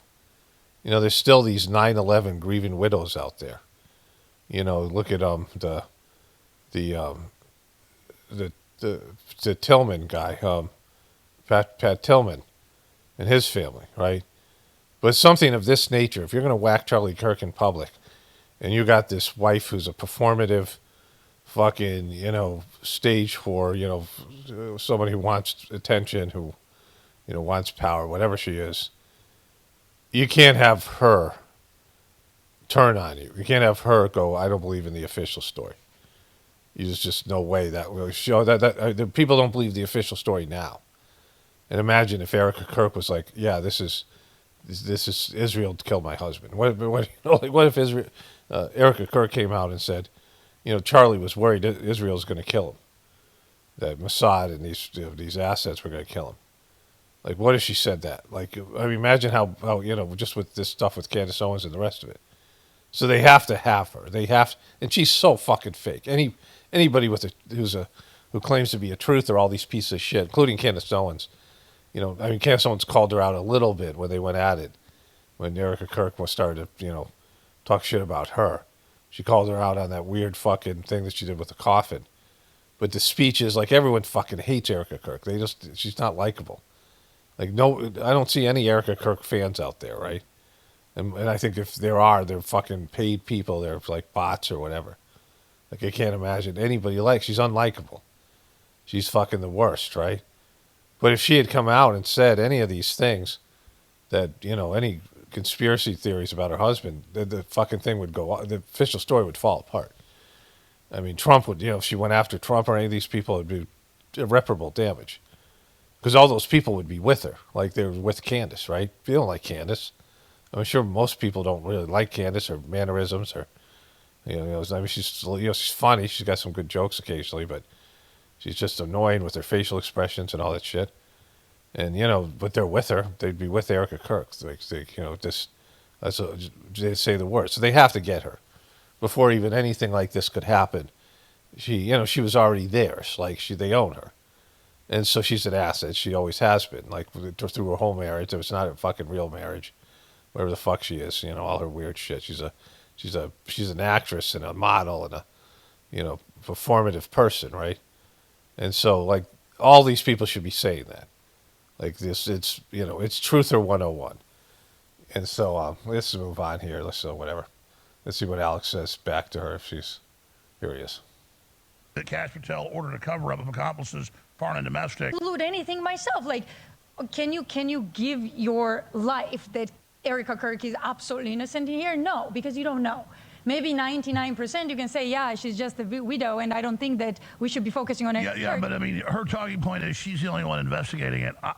We broke that Cash Patel ordered a cover-up of accomplices, foreign and domestic. And did a great job on We that. broke it. We broke the story. When have you ever broken a fucking story? I'm not. My point is they keep saying things. Thank you for your service. Like, aren't true. Like My what? issue Like is what? we looked up Mitch Snow. He has a thank you for your service. giant criminal record, 100%. beating up all these women, all these giant stories, his kids going on air, adult children saying the man's a complete con man. He changed his name a bunch. He picked Snow as the new name, the Snowman, Snow Job. And I was saying, hey, I think you're being set up, Candace, and then her surrogates and all them who coordinate He's talking about Snow Job. He's got snow behind him. with her attacked me. So Thank you for your service. that's my issue is, and then, oh, this congressman's there. Yeah. And they go, oh, his alibi isn't true. Then they prove he's there. Okay, he's okay, but these other guys' alibis aren't good enough. All right, so that's enough of this guy. This is why the truth community is what it is, right? This is why the truth community sucks so fucking bad, because, there's people this guy came in and, there's a whole thing. Whatever that guy's name is, Chris Cooper. There's a guy in Texas who hated Alex Jones, and, he acted a lot like Alex Jones does now. And he was killed by the CIA or somebody, whatever it is. They could look it up. And Alex Jones assumed he got funded from, shackled up, and he became the dominant force in the truth community when, stuff was going down with 9/11 and all this stuff. And he was the catch-all, and everybody went on his show who wanted to create, some sort of a career for them, and he had legitimate truthers. He used to have people on, he'd say, you come on my show, and the people would give him all the things they investigated. And then he wouldn't bring them on the show, and he would present the information like he was the one who did the research. Like, that's what kind of piece of shit, this guy. And he would warp it, to exclude Israel or to do whatever, And he's been a gatekeeper and a piece of shit and then shackled up piece of shit for years. And now, Candace Owens is stealing his thunder and he's fucked. And, good fucking riddance to this piece of shit. Let's watch this here. The President of the United States displaying classic frontotemporal dementia, that forward-leaning posture that he seems to have had for several years now. I'm a physical therapist with a doctorate in my field and 14 years experience working in home health care, treating geriatric patients with dementia, just like this guy. Here's another more clear example. You see the example figure up top, and then Trump during... Look at that. That's weird. Again, this could just be a posture that he gets in. But let me just say this. This guy sounds very believable. It's not quite as good. Some of you guys watch some of my older videos where there was an MSNBC, now MS Now, back when it was MSNBC, and they did an interview with a guy who was an expert in Parkinson's because Joe Biden, the White House had some guy who came in, was a Parkinson's specialist, and he came to the White House 8 times. And, more than that, like it was 8 times in a short period.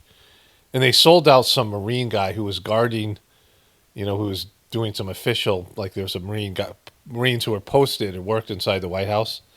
And they said that guy had Parkinson's, right?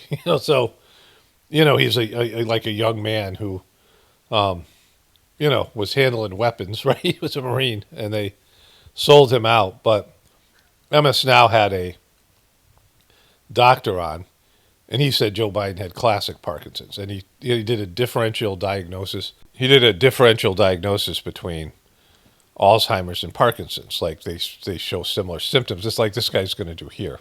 A press conference. I mean, it's basically identical. And this leaning forward posture actually differentiates frontotemporal dementia from Alzheimer's. Alzheimer's involves basically forgetting, while FTD includes confabulation. Confabulation. Where the holes in your memory, you fill them in with lies that you make up and that you 100% believe. This explains why Trump always seems 100% confident, even though he's a fucking liar. Many of you have been asking... Is that your professional diagnosis?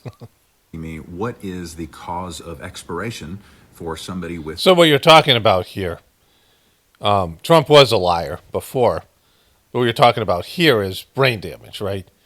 Where there's holes in your memory and you make shit up to fill in the gaps and you believe it because your brain's toast, right? So you wouldn't call him a fucking liar now. You would call him a guy with holes in his brain, right? Like he's got a medical condition. Frontotemporal dementia. And the answer is pneumonia, related to aspirating food. Because over time, as the frontal and temporal lobes atrophy, you lose the ability to effectively swallow, and then you aspirate food and develop pneumonia. I've said it before and I'll say it again. With all of these dementia symptoms piling up and his possible history of stroke, TIA, heart failure, chronic kidney disease, I say he's got 2 to 4 months left in the land of the living, or as somebody who could possibly fulfill the duties of the president. A lot of people are asking, well, can't they just prop him up for the entire 4 years? The answer is no, because the more the frontal lobe atrophies, he's going to start to do stuff that is so embarrassing, it will be impossible for him to remain president, no matter how much MAGA wants him to be. Okay, so this guy seems like he's leaning left. Whenever you give a time frame, you're on the hook, right? Like, that's whatever. But, so I cover this guy who did differential diagnosis between Alzheimer's and Parkinson's for Joe Biden. And he said a first-year medical student, and he showed he did a more detailed analysis of like Joe Biden's posture where he turns his whole body instead of turning his head. He said these are classic symptoms of Parkinson's. And, I used to do psychological assessments.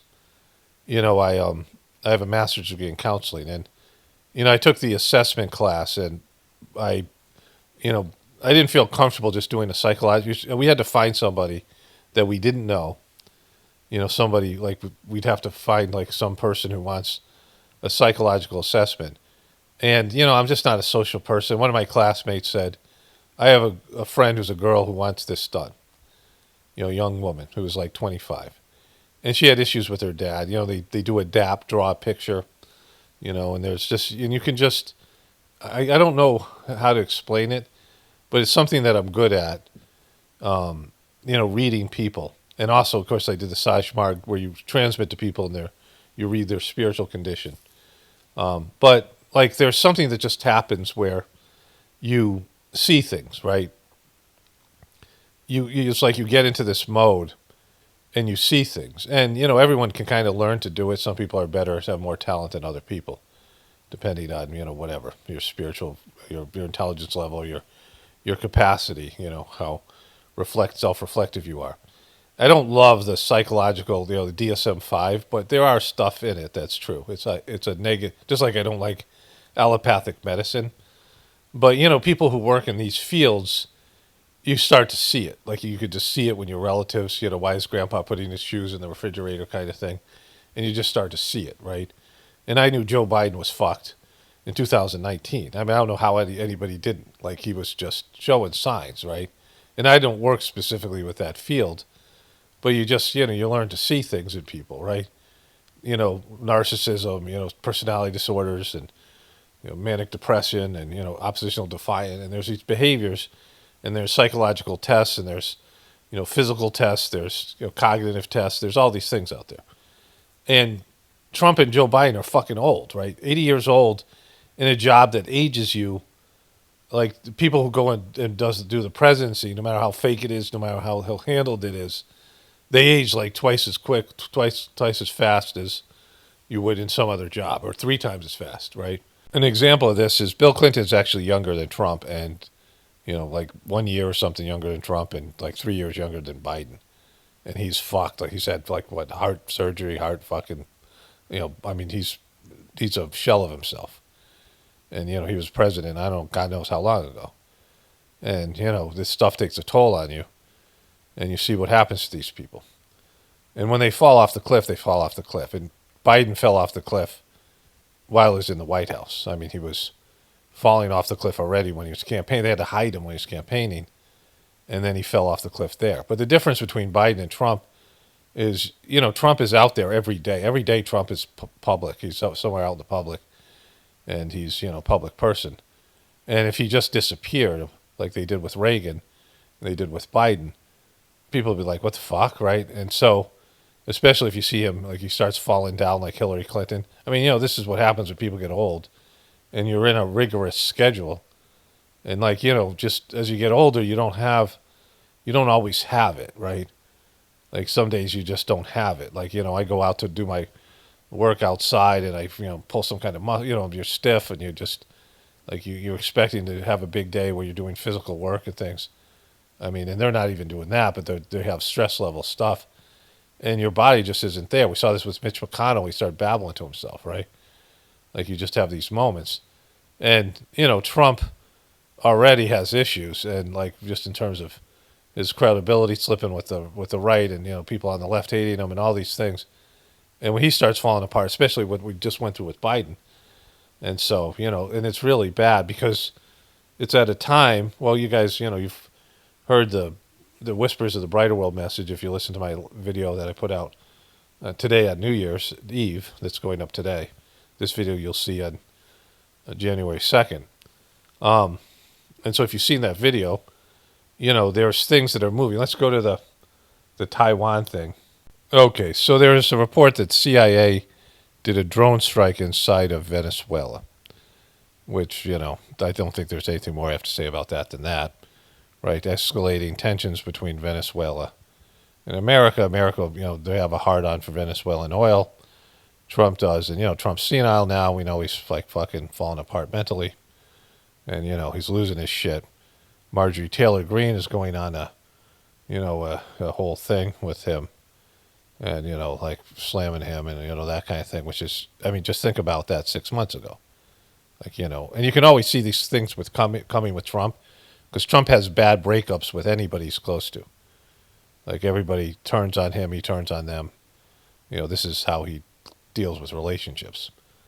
And so, to add to that, there was this. China has launched what it's calling major military drills surrounding Taiwan, using naval, army, air, and rocket units to encircle the island. It is releasing a lot. Fuck. Why do they need? Like, why is everybody hiding their faces? Like, this looks like some kind of like, is it run by Cobra, right? Like G.I. Joe Cobra. Like, what's going on? And they have these guys now wearing masks. on the streets of America, with the immigration, these guys wearing their, black masks here, like this, like, are these ninjas, right? Fuck's going on? On a video for the world to see exactly what it's doing, and that's deliberate. Is it hot there? Like, what? Its exercises, China says it will conduct live fire drills. Taiwan is accusing Beijing of military intimidation. As we know, China has long made claims to the island and appears to be flexing its muscle after the U.S. announced a multi-billion-dollar plan to sell weapons to Taiwan. This afternoon, President Trump, however, downplayed the chances of China taking military action. Well, I have a great relationship with President Xi, and he hasn't told me anything about it. I certainly have seen it, but he hasn't told me So this doesn't sound like a great relationship. anything about it, and I don't believe he's going to be doing it. Exercises. I've been doing naval exercises for 20 years in that area. Now people take it a little bit differently. But Okay, so when they were doing an interview with Fox News and Netanyahu, Trump said that he had called the president of Israel to get a pardon for Netanyahu. And then they showed the president of Israel saying that he didn't receive any call, that him and Trump didn't talk, that didn't happen. And so, Trump's starting to make, and he's always made shit up. He's making shit up about the economy, and he's getting more and more delusional. He's making shit up about Epstein. And he believes that other people are buying his bullshit, or he doesn't know it's bullshit because of the dementia. He's always been a bullshitter, but now, he believes it, his own bullshit. So, I mean, you're heading into a fucking 2026 with multiple fucking crises. Like, a lot of shit's going on.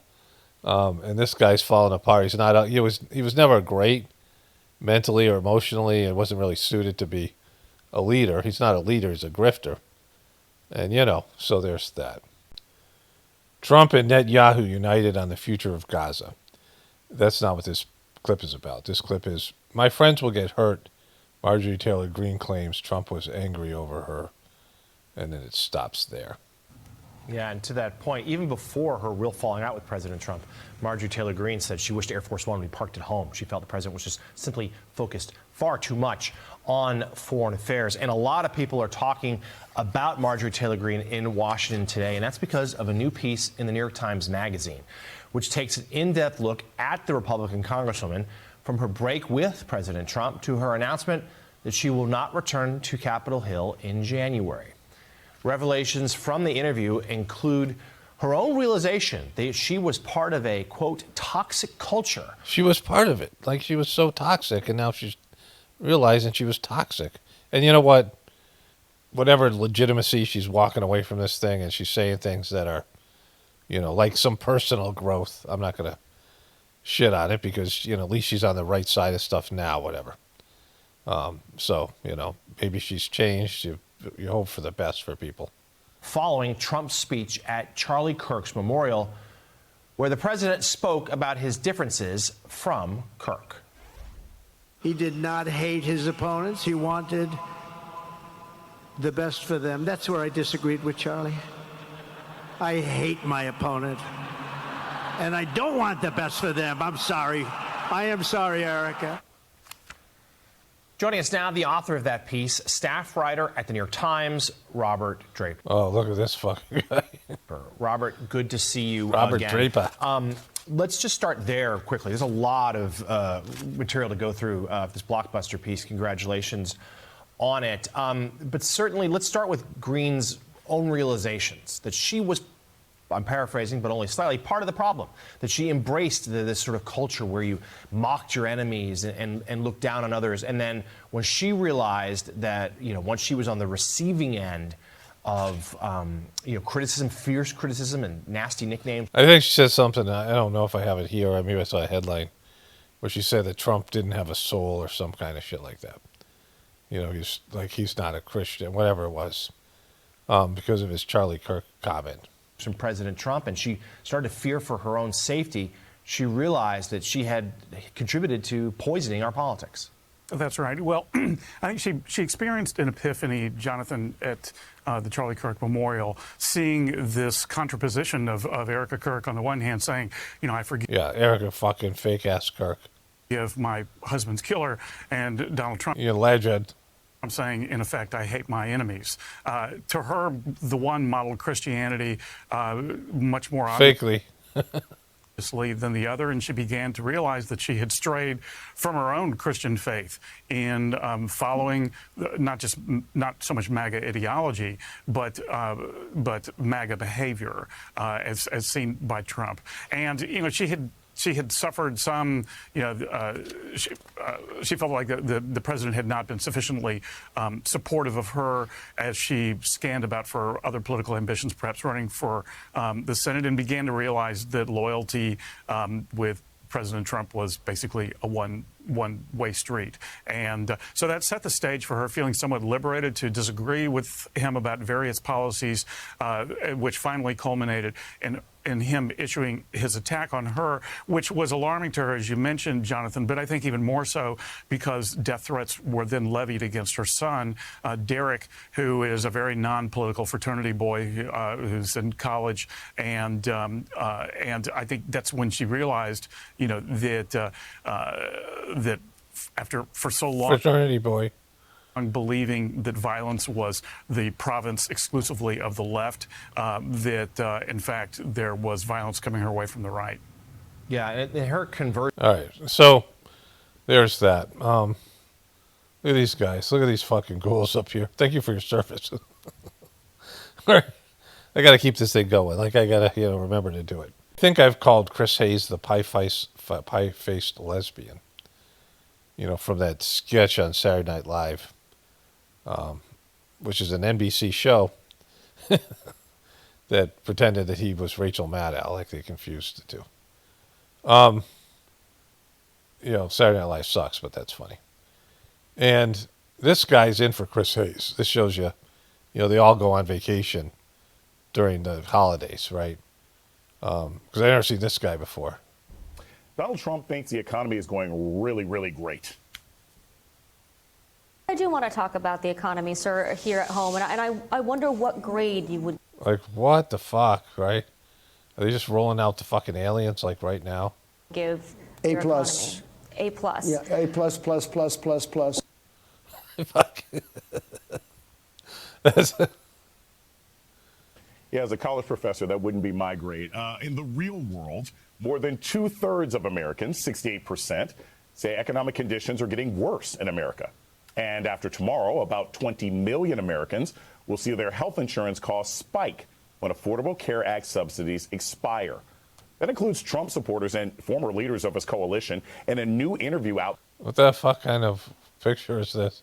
This week, Congresswoman Marjorie Taylor Greene, the former MAGA firebrand, told the New York Times about one moment that inspired her to break with Trump. It was when, quote, her 2 adult daughters informed her that their health insurance premiums would double. The president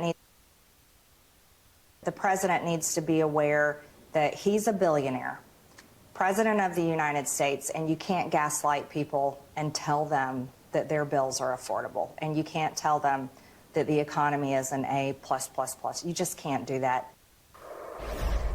Charlie Dent is a former Republican congressman of Pennsylvania. Tara Setmeyer worked as a... All right, so there's that. So Marjorie Taylor Greene is having her last hurrah here. And, fading into the MAGA graveyard, right? the many MAGA people that Trump is... They once were in his good graces and then fell from grace and are now all in this graveyard. It's kind of like the, Epstein Island of dumb fucks. After 1 million more documents in the Epstein files were discovered last week. See, like, fucking who's going to go through 1 million files? And, like, the mainstream media is not going to cover, they'll just cover the ones that they're told to cover. Like, this is where, I said this is going to come of these things because they never ever do. When it does, great. Like, I'll be wrong that one time. Right? like all the other times I'll be right that these things never end up, there's something, but there's, nothing substantial, right? None of these things are a game changer. They are in people's perception and where people, you know, what people think about things, but, you know, people still go back and vote, you know, some of them, and, you know, people still go back to work, and, you know, there's no riot, there's no, like, mob stuff, there's no, you know, anything substantial. And so other than that, they're just going to chug along with their bullshit, right? The powers that be, the corporations, and this is the new MS Now logo. All eyes have been on the Department of Justice. Is that supposed to be a flag? There are flag? questions over when the public will receive this new massive tranche of information, a sudden discovery of information from the FBI and Southern District of New York after the DOJ... They just discovered 1 million files? Like, how big are the files? Like, the fucking million files. They missed its deadline to release everything earlier this month. That apparent lack of transparency, along with intense national attention, and President Trump's insistence that the Epstein story is a, quote, hoax and witch hunt, is a major part of why Marjorie Taylor Greene says she's leaving Congress early. It's reflective of the anger and frustration we're seeing from a large faction of Trump's MAGA base. But will this fracture become a lasting, irreversible break? Joining us now, former Ohio Governor John Kasich. Now, oh, look at this fucking guy. And what's going on here? All right. So there's that. Accountability demands grow over Epstein files. You know, they're not going to become Democrats, so, like, there's just going to be whatever happens. I mean, that's if Trump lasts his full term. Like, that's in question now. You know, when she starts shitting himself like Joe Biden, it'll be more apparent, because Trump wasn't, you know, he hasn't shown signs of dementia like Joe Biden did in 2019. You know, Joe Biden has Parkinson's, but Trump is starting to lose his shit. And, you know, he's so out there. Like, they're not going to hide him away and auto-pen him. And so, like, if he has some kind of, starts having these breakdowns, it'll be a lot harder for them to change that narrative. Like, people were covering for Joe Biden. You know, the majority of mainstream media and everybody else. Trump has got no love from anybody, and they can't wait for this guy. The majority of Republicans and even Fox News can't wait to fucking kick this guy to the curb, since MAGA has completely imploded and Doge is now admitted to that's a failure. Trump's chief of staff said that Doge is a failure, right? Like, all these things. Like, it's all there. You know, all these things that Trump was supposed to do are the tariffs, all this other stuff. It's like imploding, and the Epstein files and all the rest of it. So, you know, we'll see what happens. All right, so I'm going to stop. I'm going to look at TPUSGAY and see if there's anything to cover there, and probably do something on that tomorrow. And then I want to read comments from the New Year's, the year of accountability. Again, this is the first video since that. I haven't released the video. It's coming up and being released in 1 o'clock today. It's like fucking 11 or something now. So in 2 hours, that gets released in the Whispers of the Brighter World. And be interesting to see the comments about that. And I'll you know, whatever. You'll see what happens in the next day for me and then 2 days for you. Okay, so let me put these things in now. Today's still Wednesday, December 31st. Then I'm going to stop for the day. I'm going to edit a video that's going up on Apocalypse Now that'll be up tomorrow.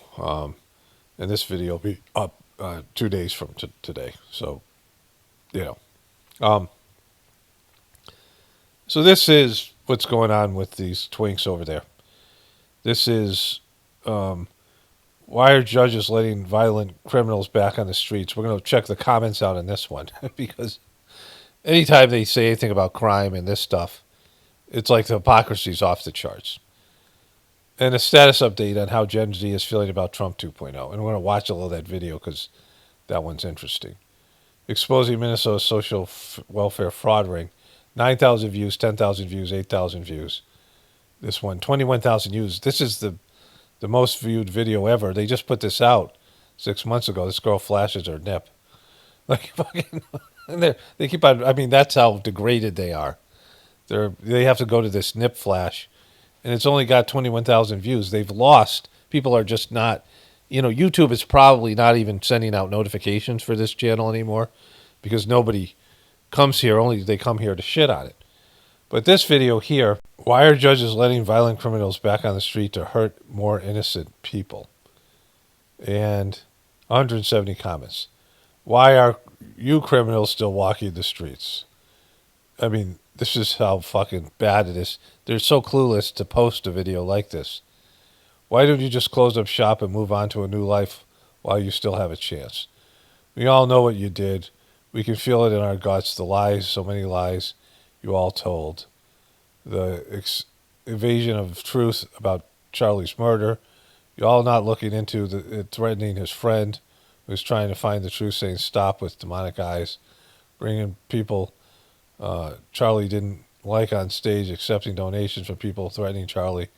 With friends like you, who needs enemies? Well, the woman judge has a massive cartel drug warehouse and child trafficking operation. A good judge punishes the wrong that is done, not letting anyone be above the law for any right done. You are not loyal to Charlie and his memory. Hey, you guys, I swear that you all said you were going to do a full show addressing all of the many questions regarding Charlie's death December 15th, right? What happened? Bunch of liars? Well, they did something that sucked. Stop using Charlie's YouTube channel in capital letters. They're terrorists. It's the Charlie Kirk Killer Show. He's a killer. Charlie Kirk made this show. Nobody can replace him, and it's getting weird. Get your own channel and build an audience. R.I.P. Charlie. We miss you, brother. Sorry, I can no longer watch this show due to the lies. Well, what made it like it's been fucking 3 months? Let him rest. Let him rest. Stop puppeting his channel for profit. Shame on you. In capital letters, frowny emoji. Stop in the name of God and get your own show. If the judges were held accountable for criminals that are turned loose in the communities, things would change. So it's left up to just a judge, not a jury trial. Then the judge ought to be held accountable. They're bragging. Look at how the elite we are and how much lower value you are. You can have anything done to you, and your safety has zero value. We have paid many times for what they make from taxes to insult your value life. These are things that are to the video. Do the right thing, Andrew, and start telling the truth. We know that TPUSGAY covered up Charlie's murder. Our government picks and choices who apply our law. This is another one of the things about the thing.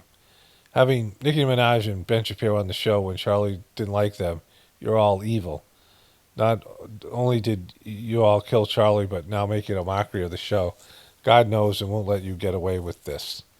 Protect Tyra Levitz at all costs and make the chef eat first. Thieves. They're trying to make themselves seem necessary. Look, guys, we're helping. Get your own show. Haven't you disgraced Charlie enough? God knows what you guys did. TPUSGAY, do the Doge. All right, so, like whenever they post something that has, in this case, violent criminals in it, it's just like, why would you do that? Like, why in the world would you do that? So, they're just going to come in with the comments, unless you want people to do this, like you're some kind of a catch-all for all this MAGA right-wing hate that's being generated at you. I mean, unless you're just doing this on purpose, like it's the epitome of incompetency and just being tone deaf. Like these are not right-wing, left-wing people. These are your former audience members. These are people that fans of Charlie Kirk and TPUSGAY, and Erica Kirk getting up there and in that interview and saying, "Can I have one thing? Can I have just this one thing? We're out there about everything else." Someone who posted an Instagram video the day that Charlie was killed, and then did a speech 2 days later. Can I have this one thing, this private thing? With Charlie's burial, his place where he was buried. Can me and my kids have this one thing? This whole fucking, you're out there to actually win people over and be liked. You have to win your own audience. You have to go out there like this person said, and I've said over and over again. You're taking somebody else's channel with their subscribers, and you're trying to, step in there and fulfill something that you can't do. Charlie was a piece of shit, but you guys are unwatchable. And like he had some charisma, some whatever it was. And of course he was shackled up and paid for. But these guys are just not, they're not capable of fucking winning an audience. They're horrific. So anyways, there's that. This is Alan Jackson Ministries. At what point do these people say, hey, take us off, we don't want to be associated with your show? Like, they're like, this isn't helping at all, right? Like, you're paying for this, and it's destroying your brand to be associated with these twinks over there. Speaking of angry twinks, here we go. Resources for you. You can go to alanjackson.com/Charlie. Together, we're going to make a difference in this generation. We were just talking about this Tennessee special election. I suspect a lot of Gen Z. This guy, he's a happy twink. He's not the angry twink today. He didn't know there was a special election. They can be a little tuned out from things, and that's what matters. So Charlie, that's what matters, that they're tuned out. That they don't look into things, right? was incredibly proud of the shift among Gen Z voters who he reached out to the most. A lot of them moved towards President Trump this last election, actually at an unprecedented level in our lifetimes, at least. He's so happy. He's peppy today. He's a peppy twink.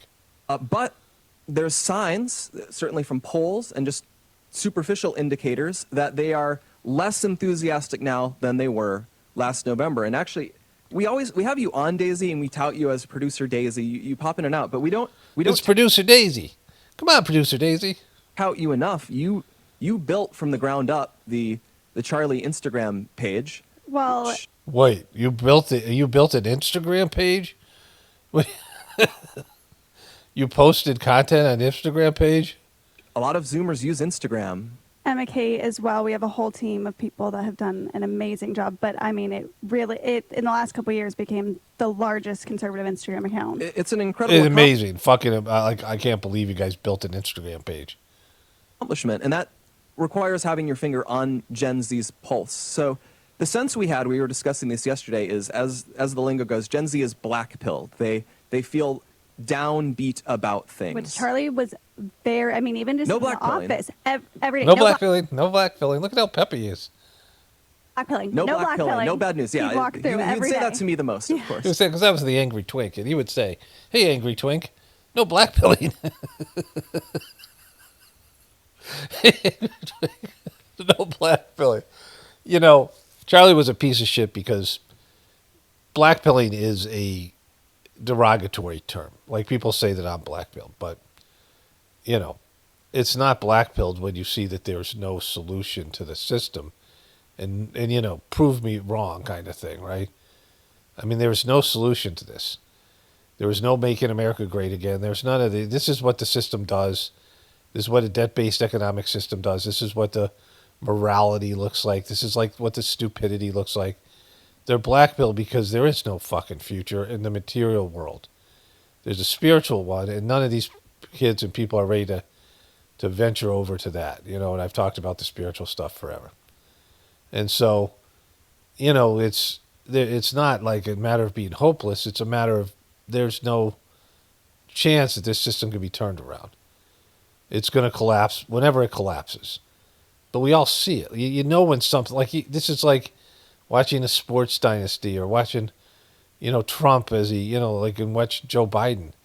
You know, you can't fight old age. You know, you can't beat fucking cancer or whatever it is like people think. You can't beat death. You can't beat the end of things. And we're at the end of something. Like, this is the end of it.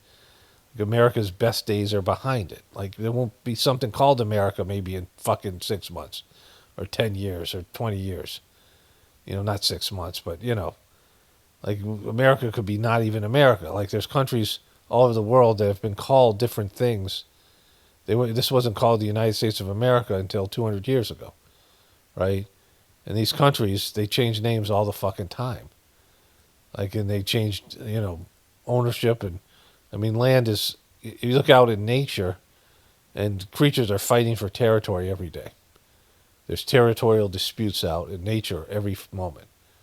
And animals are being moved out and other things are being moved in. You know, this is what happens. You know, this is, you know, just there's, you know, land is never possessed. God doesn't promise land to some group of people, the promised land. Like, this is what happens. There's no, you know, divine providence here. Things change all the time. Systems die, countries collapse, people die, cultures die. You know, there's just all these things that have been lost. Human cultures, human history is a fraction of what we know about is a fraction of human history and the history of the earth, right?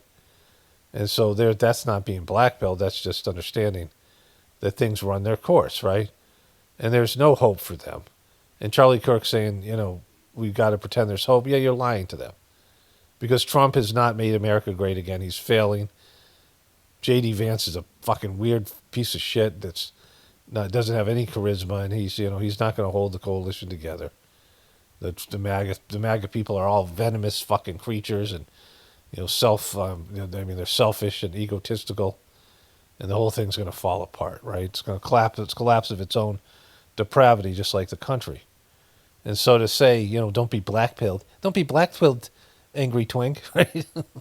But yeah, he would say that. But the sense I get is that Gen Z is downbeat, and I guess you listen to them as much as anyone here. What is your sense? I think that so we have a clip about Trump talking about affordability, and I need to find what number it is, but we heard him say this yesterday, and this got us all talking, because I think something that is not talked about a lot is when we were getting Gen Z to How unfucking watchable voice is really annoying. Do you have any watchable people over there, TPUSGAY? Was Charlie Kirk the only watchable person? Not that I could watch him, but other people could, right? See, like, they have no watchable people. Out to the polls and vote for Trump. They were voting against the economy that they had heard about from their parents, from their grandparents. They had heard about Joe Biden's failing economy. Huge selling point. But they were not actually active in the economy at that point. So then them coming out of high school, college, and then being a part of the economy for Trump's economy, and it's still really stretching them, and them still not being... Yeah, it's getting worse. Inflation can't go down. Like, America's economic future is fucked, right? No one wants to do... Like, you could admit that Doge was a failure. That Elon Musk has been disappeared. No one fucking even talks about him anymore in his relationship with Trump. They had like a bad breakup for a little bit, and Elon Musk said Trump's in the Epstein files, and then they made a kiss and made up. But like he's, like whatever piece of shit that he is, and he's withdrawn. He knows that this is over. He said if Doge doesn't work, we're going to go bankrupt. Like that's what Elon Musk said. So fucking, yeah, he's a piece of shit, but he's a successful business person, and he wasn't talking shit because we already are bankrupt. So. Don't talk about blackpilled. We're fucking bankrupt, right? And these kids realize when, there's no future for them. I mean, there's no future. Now with AI taking jobs that they might have possessed, like, what are they going to do, right? What is going to happen here? Like, there's no future for them, at least in terms of materiality. I don't know if they expected to just be able to get out of college and buy a house immediately, which is obviously not how things work. There's a lot that has to go in, that has to be put into place to fix things. We have that clip here. This is what prompted the discussion yesterday. So this was Trump, I believe, during his cabinet meeting yesterday. He spoke with the press, and we have clip 283. The word affordability is a Democrat scam. They say it, and then they go on to the next subject, and everyone thinks, oh, they had lower prices. No, they had the worst inflation in the history of our country. Everything's a Democratic scam. So it's getting cut up just as brief as possible by Democrats, by the left, to say, where he just says affordability is a scam. And really what Trump is saying is everything related to inflation is a crisis that began in the Biden administration. It really began in the Trump administration. When Trump did all the bailouts that got worked on COVID. Trump did $6 trillion worth of bailouts, and so did Biden, which really hasn't totally folded into the economy yet, to the national debt, and closed down the economy, which was devastating, and killed all these small businesses and other things, right? It was a blessing for big corporations. But, the economy was going south forever. Like, it's just the debt has been rising. It's just that there's been these...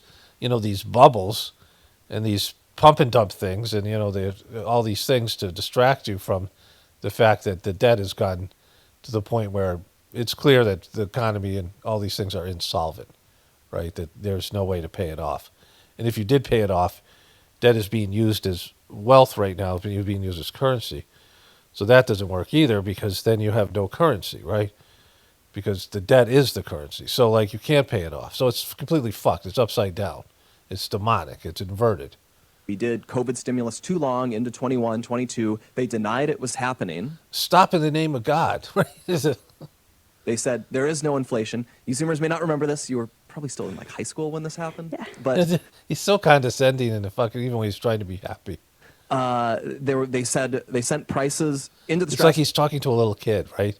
I think we had 13%. We had the highest inflation we'd had in half a century, and Trump is saying we are aiming to fix this, but the clip can be cut up in isolation. And you also know Gen Z watches clips that are 5 seconds long on TikTok, and that can shape a lot of their perspective on reality. Yeah, there's that one. There's another one from yesterday where he says affordability is a hoax. We don't need to play it. It's very quick because that's the clip that's going around. But Danny, I don't know what you're seeing on your X feed on your TikTok. All right, so you get the idea. People are fucking, these young people realize that they were fucking played by Charlie Kirk, and that Trump doesn't make America great again, and they're fucked. And, you know, that's what's happening. And, you know, these guys can't, you know, sugarcoat it in any other way. You can explain Trump and say all these things, but the guy, MAGA is a failure, as is all of Trump's policies, as is all of Biden's policies, because, you know, they're not failure if they're intended to move wealth to the wealthy, right? To, you know, steal your future, then yeah, that's what they're intended to do. But in terms of what was promised to these people by Charlie Kirk and others, it was a fucking fraud, right? It was grifting. And these guys all know it. So, you know, it's an inevitability that the truth comes out. You make promises to people, promises you can never keep.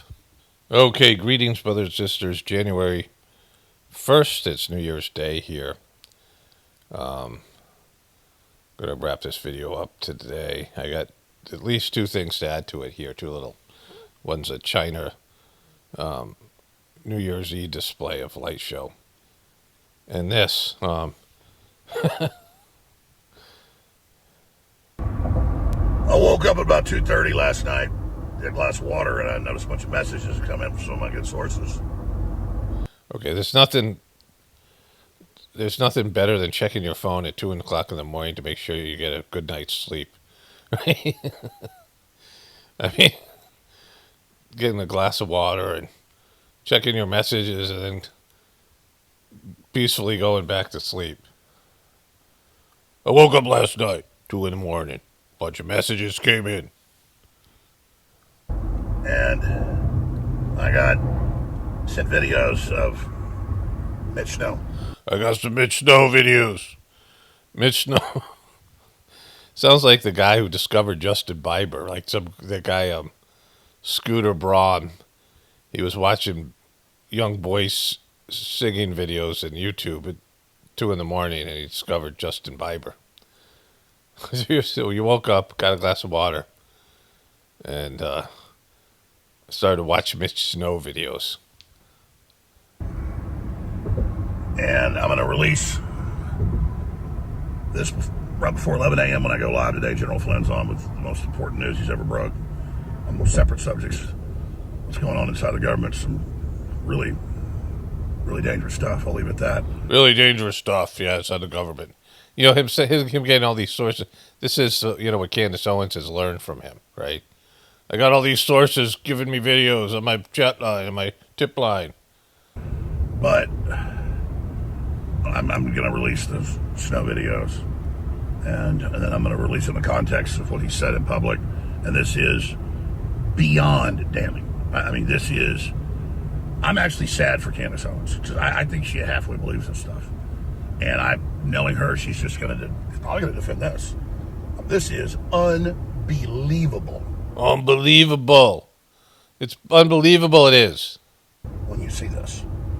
Because we have him telling the story of what supposedly happened, then we have the video of it happening, and you'll notice it's the opposite.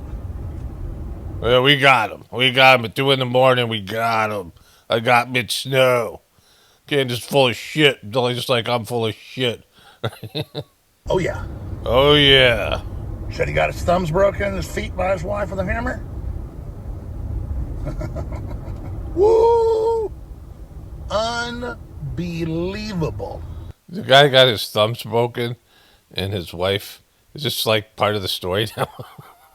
Mitch Snow, aside from discovering cartel tunnels and seeing Erica Kirk in a the conspiracy unfold at Fort Wachua and the rest of that stuff. He also got his thumbs broken by a hammer. Stop the hammering. Stop the fucking hammering, Mitch Snow. Just wait.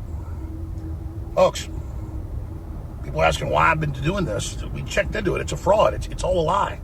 It is. It's a fraud. It's all a lie. I don't like what I do. I don't do what frauds and lies. So sad. I'm so sad about it. So sad about Mitch Snow and his hammer story. His hammer, stop the hammering. There is an FBI cover-up of the accomplices. We broke that information on September 16th. The Candace cult always spins it and says, I'm saying don't investigate. That's not true, and you know that. You guys are really, really, really, really not going to like this. Because You're not going to like this. I know you're dedicated to this lie now, and you just can't admit you were wrong, or you knew it wasn't true, didn't care. But you guys sure hitched yourselves to a sick wagon. Sick wagon. This motherfucker is... and his thumbs and his hammers. Just wait. The videos are going to drop. They're going to drop today. They're dropping. You just wait for me to drop them on my show so you guys all tune into my show with these videos, these damn it videos. Stand by. Stand by. It's coming. All shows on X. On X, so. Okay. Devastating bombshell. Watch Candace Owens, Fort Wachua, witness Mitch Snow launch a hammer attack against his wife in front of their 3-year-old child. Everyone accused by Snow of attending a secret Fort Wachua Charlie Kirk assassination plane meeting on September 8th or 9th have already provided bulletproof alibis, despite the fact that Candace Owens and her Q-like cult have doubled down and say that Mitch Snow's credibility cannot be questioned, even with his insane history of prolific, intense domestic violence and legendary con artist behaviors. In 2016, Mitch Snow was convicted in Benton County, Washington, of menacing his wife and child with a hammer. We'll get this over here. It looks fake as fuck. Spoiler alert, the whole thing's fake as fuck, right? I mean, these are a couple of grifters, Candace and Alex Jones. In this report, you'll see Snow sitting for a podcast interview where he claims his wife viciously attacked him with a hammer. You will see cell phone video provided by his wife that provides that everything she said publicly is a total lie. Bottom line, this man is a congenial liar and should not be trusted. And Alex Jones is not. So, here, let's go to the hammer thing here. Stop it! Do not hit my Mustang. Videotape me all you want. I haven't touched this car in forever. It's been in my way. You want to threaten to hit my car with a hammer? God damn it! This looks fake as fuck. Can they get quality fucking actors? Just, Goodbye. Don't beat our door in with a hammer. Why are you videotaping me? You want me to let you in? Is this actually Mitch Stowe? Because he's pathetic. This may or may not be Mitch Stowe. The Candace people have their own bullshit. But, this is really poorly done. That's what you do?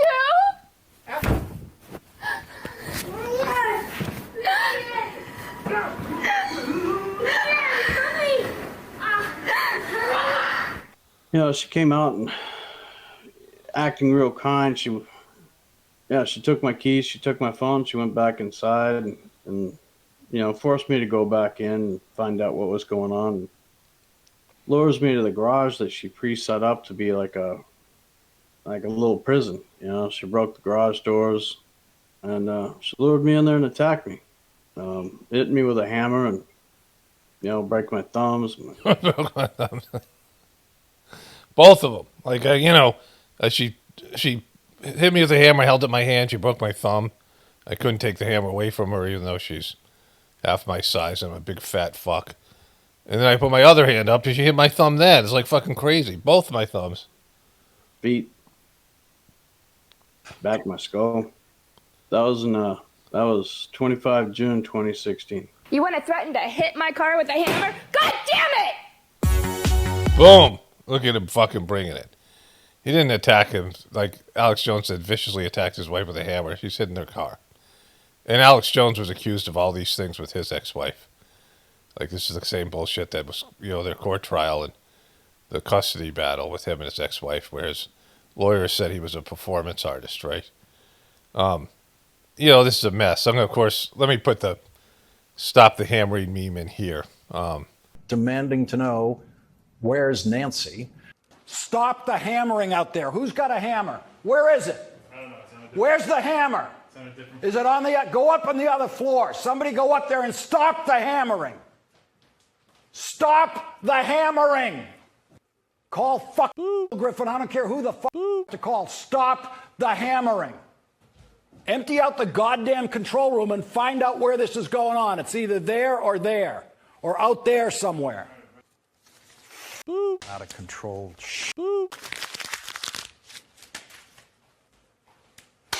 Jesus Christ. Crazy sound coming in my ear. This stupid hammering. I told you why I wanted those words cut. It just sucks. It sucks to be out here with this out of control Any thing can come into my ear at any moment. These things. How do you say this guy's last name?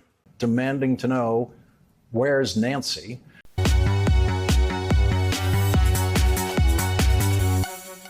As most of you know, Mitch Snow, a man who showed up on the scene about a month ago, is the star witness of Candace Owen. Okay, so let me just talk about the hammering meme.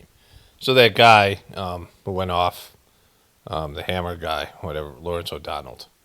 And then I'm not showing in this one, but I have the longer version where I included the Stop the Hammering from Bill Murray. This came about when Nancy Pelosi's husband had that weird hammering incident with his gay lover, which happened like the cops showed up to the door, and they're standing there with the dude in his pajamas. I don't know, for fucking Nancy Pelosi's husband. I mean, they look like they know each other, just standing next to each other. The guy's holding Nancy Pelosi's husband by the wrist. The cops open the door, and the guys disappear like the hammer's coming up like he's going to hit him, but they disappear out of sight of the cops, and you don't see the rest of the video. You don't see the guy ever hit the guy with the hammer and that whole thing. And then Nancy Pelosi, Lawrence O'Donnell claimed that it would have went differently if she was home, because she threatened to punch Donald Trump in the face that one time about January 6th. So I mocked the shit out of Lawrence O'Donnell for saying Nancy Pelosi would have taken on some 6'4" gay dude with a hammer. So there was this weird hammering thing. Of course, this is all like whatever. And whatever's happened there looks fake as fuck. It's just, why are you videotaping me? Like fucking just really stupid. Of the Fort Huachuca secret meeting. Like, this guy's a fucking ass clown. You can just look at him and know that he's not somebody that you would bring on there, like, just with minimal documentation and stake your reputation, because Candace Owens is doing the Alex Jones shuffle here, right? This is what Alex Jones has been doing for years. They leak, they bring in fucking outland, and for him to criticize the QAnon army, because he was a part of that. He was backing that for a while, and then he realized it was going to go south, and he pulled out on it. And then they attacked him. But, it's the same thing that he's been doing for years, where they lead you along with what they call factual evidence, and they give little bits and pieces and whatever. This thing looks, they're a couple of grifters, and they're both cancer on the truth community. And they're real big about, look at me, and I'm breaking the case, and look, I'm a fucking investigative reporter, I'm not a piece of shit. On September 9th, the day before Charlie Kirk was killed, the secret meeting to plot his assassination. Whoa, look at him breaking it down for everybody with his fucking Christmas tree.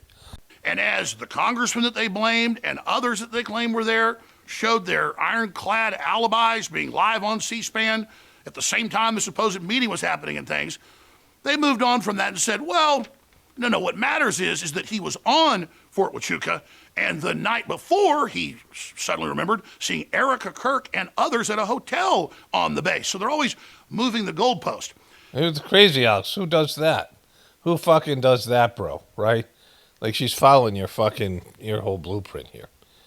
The thing about this is, when Candace Owens brought in Egyptian planes and the French Foreign Legion and tied this back to the Macromes and this whole bullshit and the DuPonts, and, you know, she was just going deeper and deeper into an Alex Jones, like, never-ending cycle, getting farther and far away from Israel. And Charlie Kirk's a piece of shit anyway, which no one will fucking admit. I mean, these guys are all lying pieces of shit. Like, Charlie Kirk was perfectly okay with a genocide, as long as he was getting sheckled. Not okay with it, he was promoting it and talking about how it was, like, appropriate for Israel to do what they were doing, because he was sheckled up. That's what a piece of shit shill does, just like these guys, right? And he, you know, had a bigger audience that was bought and paid for because he took the shekels, Charlie Shekels. And we have our Alex Shekels, who probably got jealous because he took plenty of shekels and he didn't get as big as Charlie Kirk. In fact, he's been minimized because of his fucking goofy shit and his, you know, just being Alex Jones for too long, right? The character of Alex Jones too long. And, you know, when she started going into Egyptian planes, I'm like, it's fucking goofy, right? Like, even if any of this stuff was true, you got to keep it fucking simple. You know, I was watching, well, anyway, let's get back to this thing here. And as it came out that there's at least 5 restraining orders on Mr. Snow, and he's been convicted of all these things like menacing and assault, the Candace cult said, we don't care. He got detained on Fort Huachuca on September 9th, and that's all the proof we need, that he was on the base. So everything he said happened on the base must have happened. They say the credibility of a witness doesn't matter. Well, last night, I got the footage. 2 in the morning. Just woke up, got a glass of water, and said, I wonder if there's any fucking Mitch Snow news. That he can pleasure himself to. You know, like, this stuff is just so fucking fake. These fucking piece of shit grifters. When she brought in the Mitch Snow shit and she said that she prayed to God to show her, you know, something concrete, like when she's admitting that she didn't have anything. You know, this is, I mean, Erica Kirk is fucking guilty as fuck, right, because of her behavior. You don't need fucking evidence. You just have to look at her and understand, like, this is not how like a loving wife would grieve and behave and all of it, right? She's guilty as fuck, and Trump's guilty as fuck, and they're all, you know, promoting this Patsy story. Like, even if the guy's even dead, I mean, who don't fucking knows? It's all bullshit, fake, performative shit, and these guys are all part of the shillathon, right? These are all pieces of shit. And then, you know, when she rolled out this thing where she prayed for evidence and somebody told her about Mitch Snow and she told this fucking goofy story, and I slammed the shit out of her because it just gets goofy, right? Like, you're just, you know, you're hurting your audience. You're going, you know, you've sucked your audience in and you just bring them down this never-ending rabbit hole of unresolved fucking bullshit, lead to nowhere information, right? And, you know, I don't know how she's going to deal with this thing here, if this is true, if that's a video of him, and how they're all going to fucking deal with it, the Candace bullshit fucking crazy fucks. And, you know, they're not going back to TPUSGAY, which is a mess, which Alex Jones isn't covering because he doesn't want to take that on as well. And the fact that Erica Kirk is an absolute fraud and a grifter, because they all are, right? Like, it's just a goofy thing that has no chance of becoming truthful because all the people are actors and fucking a part of the scam, right? Through Paramount Tactical, who got it from Snow's wife. And there is the incident that he's Paramount Tactical talked about on podcasts and done in newspaper interviews. There's the incident he talked about from 2016 where he got arrested and he got convicted for menacing and lost custody of his son. And we have him telling his version of the story that happened with the police supposedly in a conspiracy against him with his wife. But instead, everything that he says she did is on video with him doing it. That's crazy, Alex. All right, let's go back and watch the video again here. Stop it! Do not hit my Mustang. Videotape me all you want. I haven't touched this car in forever. It's been in my way. You want to threaten to hit my car with a hammer? God damn it! It's just so fucking fake. And he's so gay. Like, he's just this big, fat gay dude. Like, Goodbye. Don't beat our door in with a hammer. Why are you videotaping me? Why are you videotaping me? I don't understand. I'm menacing you with a hammer. I'm gonna let you in, and that's what you do?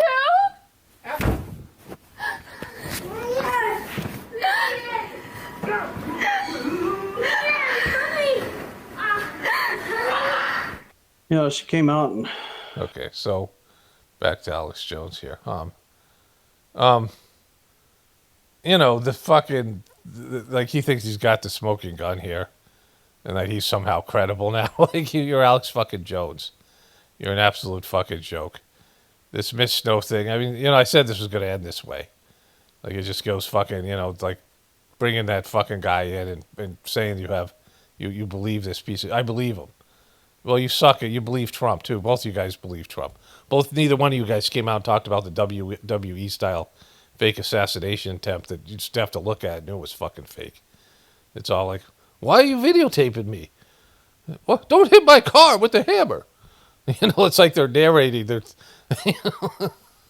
go back to that. Stop it! Stop it! Stop it! Stop the hammering! Do not hit my Mustang. Do not hit my Mustang. Videotape me all you want. You can take me all you want. I play an angry husband on TV. I haven't touched this car in forever. In forever. It's fine. It's been in my way. You want to threaten to hit my car with a hammer? Boom! God damn it! God damn it. Stop the hammering out there. Who's got a hammer? Where is it? It's been in my way. You want to threaten to hit my car with a hammer? Boom! God damn it! God damn it. Why are the cops not there? This is like, you know, a bad episode of Cops. Goodbye. Don't beat our door in with a hammer. Why are you videotaping me? Okay, just absolutely. Oh, he's going to show it again here. Let's go back to that, see what he has said about that, and then we'll move on. Anything that he says she did is on video with him doing it. Like this is how dumb his audience is. So this is what I want to say before. So I watched the New Year's. I taped ABC, NBC, CBS, and CNN. CNN really goes into coverage of the New Year. And it was just bad. And I said to my wife when I showed her, we went back through it, right? And, you know, we came in and, you know, after the New Year's thing, I taped it and we went through it. And I was like, this is just America jumping the shark. And the one on CBS they do is the country one. And somehow that's better than the rest. I don't know why. Because it's like less fucking good. Like there was a lot of stuff with transgenders and just like, you know, all the stuff, like all the stuff that they were pushing years before. There's a transgender singer and just, you know, people that you've never heard of. They had like a, what do they call it? K-pop. And just the music is bad. They rolled out Diana Ross on Dick Clark's New Year's Rockin' Eve. And Diana Ross is like 80 years old or some shit like that, 90, 80. And it was just, my God, what are you doing here? And then they had like Shakira slapping her ass and fucking dancing around weirdly, trying to be sexy. It's like goofy. Like you get to a point where you're like, oh my God, this is so fucking bad, right? You know, the stuff that, you know, my hips don't lie and that shit. And there's a country singer talking about how her ex-boyfriend's girlfriend scrolls through her Instagram photos and says she's not pretty, right? The singer is not pretty. Trying to figure out a way that she's not as pretty as her. You know, it's like this is the fucking shit they're singing about. Some of the country songs are so retarded. And I was like, this is the people that believe in Erica Kirk. Like these people who want performance, they want fucking, you know, they want the unrealistic reality. They you know, they watch TV and they believe it, and they know WWE is fake, but they still believe it. You know, this kind of thing. These are the people that, you know, were okay with Trump's fake assassination attempt playing out and all this. They want the performance. They want the bullshit. You got those people. Then you have the people on the left that are just morally depraved and just fucking, you know, like gone, you know, in terms of like the reality-based wholesome living or any kind of thing that has ethics and values. I mean, just you know, the left and the right have both gone down this road of stupidity and depravity. And that's why they get away with this shit, because people want it. Like people want fucking fake drama They want bad content. They want these fake reality TV shows with the stage drama and the whole thing being like poorly scripted and poorly acted. And they want people in the truth community want it as well. They don't want the truth. The truth is fucking simple, right? And it's just this, that's why I call it the show. And this fucking guy, his audience is so stupid, he's got to fucking explain this to them 10 different ways. He only told the truth about one thing, and that was that he broke the door handles with a hammer. So we're going to show you what he said on the podcast, and then we're going to show you what actually happened. Touch that Mustang. Stop it! Touched it. Do not. I touched it. It's just this. Hit my Mustang. Videotape me all you want. You're ruining our relationship because you gave your keys to your cousin. I didn't He lost give them. my keys to anybody. You're the one who asked him to mess with your car. I haven't touched this car in forever. It's been in my way. I'd like it out of the way. I have no idea where the keys are. So you know how to, what the best thing to do is just hit it with a hammer. And it's not even denting. It's like one of those old piece of shit fucking heavy cars that gets 3 miles to a gallon. And he's like, he's not even dented the Would thing. love to know. But that's not what we were doing today. But you have to do this. You have to don't defend ask you a yourself question. now. I can defend myself all I want because you're being insane. You want to video record shit? You want to threaten to hit my car with a hammer? God damn it!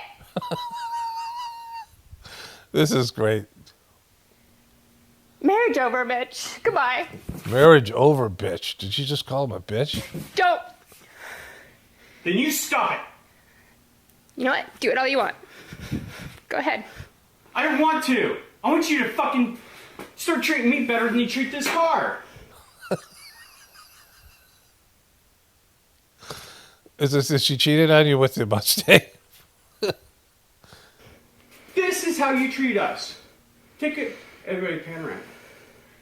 My wife neglects us, ignores us, and then screams at us on Saturday mornings about things that are completely unimportant to her. Oh, poor baby. He's a poor baby. She neglects us. Blames me for losing things I haven't touched. Tried to ask you if you knew where they were. I did, and I told you I don't know. I hope this is actually him and Candace Owens has to fucking deal with this. With her fucking bullshit. I wonder what she's saying about this. I have to go to her ex and see what her response is to this. I mean, it's so fake. This is, what is it? No, you never said that. You had to give me a little asshole answer. I didn't give you an asshole answer. I gave you a smartass answer. It's Saturday morning, and it's okay to be a smartass. It's okay to be a smartass at Saturday morning. Where do they get these gay fucking feminine dudes? Whining and just You do it all the time, Lene. What is so bad about being a smartass?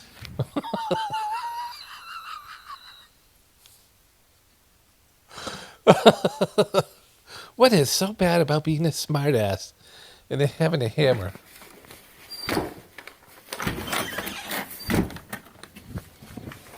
You do. Yeah, I've never done crap like that, Mitch. Yeah. That's the thing. You do it all the fucking time. No. That's what you do. You just beat our door in with a hammer. Why are you videotaping me? Why are you acting crazy? You want me to let you in and that's what you do?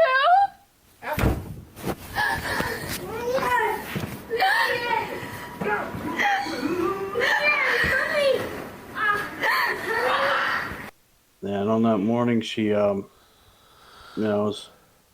I mean, just have to look at this piece of shit here and know that he's not fucking, I mean, he's not this guy that Candace Owens wants him to be. I mean, I just, I turned the thing on and I was like, this is what I was like, I can't watch her shit anymore. Because it's just fucking, it's pointless. And vehicle to... And, this just discredits everybody who questions the official story. She's destroyed any chance of, getting any truth out because there's never going to be any truth anyway. She's just grifted on the thing. She doesn't love Charlie Kirk. She didn't like him, right? The guy fucking ditched her. And when she had her thing with Israel or whatever it is, if that was like even real. And so, this is just all performative. And it becomes just like, I mean, she's the rabbit hole, just like Alex Jones has always been the rabbit hole. These people that do the same bullshit, right? Look, we're best buds. They were best buds. There they are, best buds. It says it right here. Kid with the fake smile, this gay dude who's low testosterone having motherfucker, right? To go for this meeting. She came out and acting real kind. She took my... Remember, he is special forces. Keys. She took my phone. She went back inside and forced me to go back in and find out what was going on. Lures me to the garage that she pre-set up to be like a little prison. She broke the garage doors. Hoarded stuff was stacked against the windows and the other doors. And she lured me in there and attacked me. Hit me with a hammer and, break my thumbs, my feet. Broke his feet and thumbs. Like he couldn't. She doesn't sound like she's a very big woman. Back my skull. And I got the hammer. What year was this? That was 25 June 2016. So this is how long this has been going on. And just so everyone know, Mitch is still trying to get a divorce. This has been going on almost 10 years. And you're still not divorced. And this is back in 2016. This is crazy. Yeah. So, she did that. And eventually I was hearing my son cry. I was worried about him, having her maul him with the dogs again. And maul him with the dogs?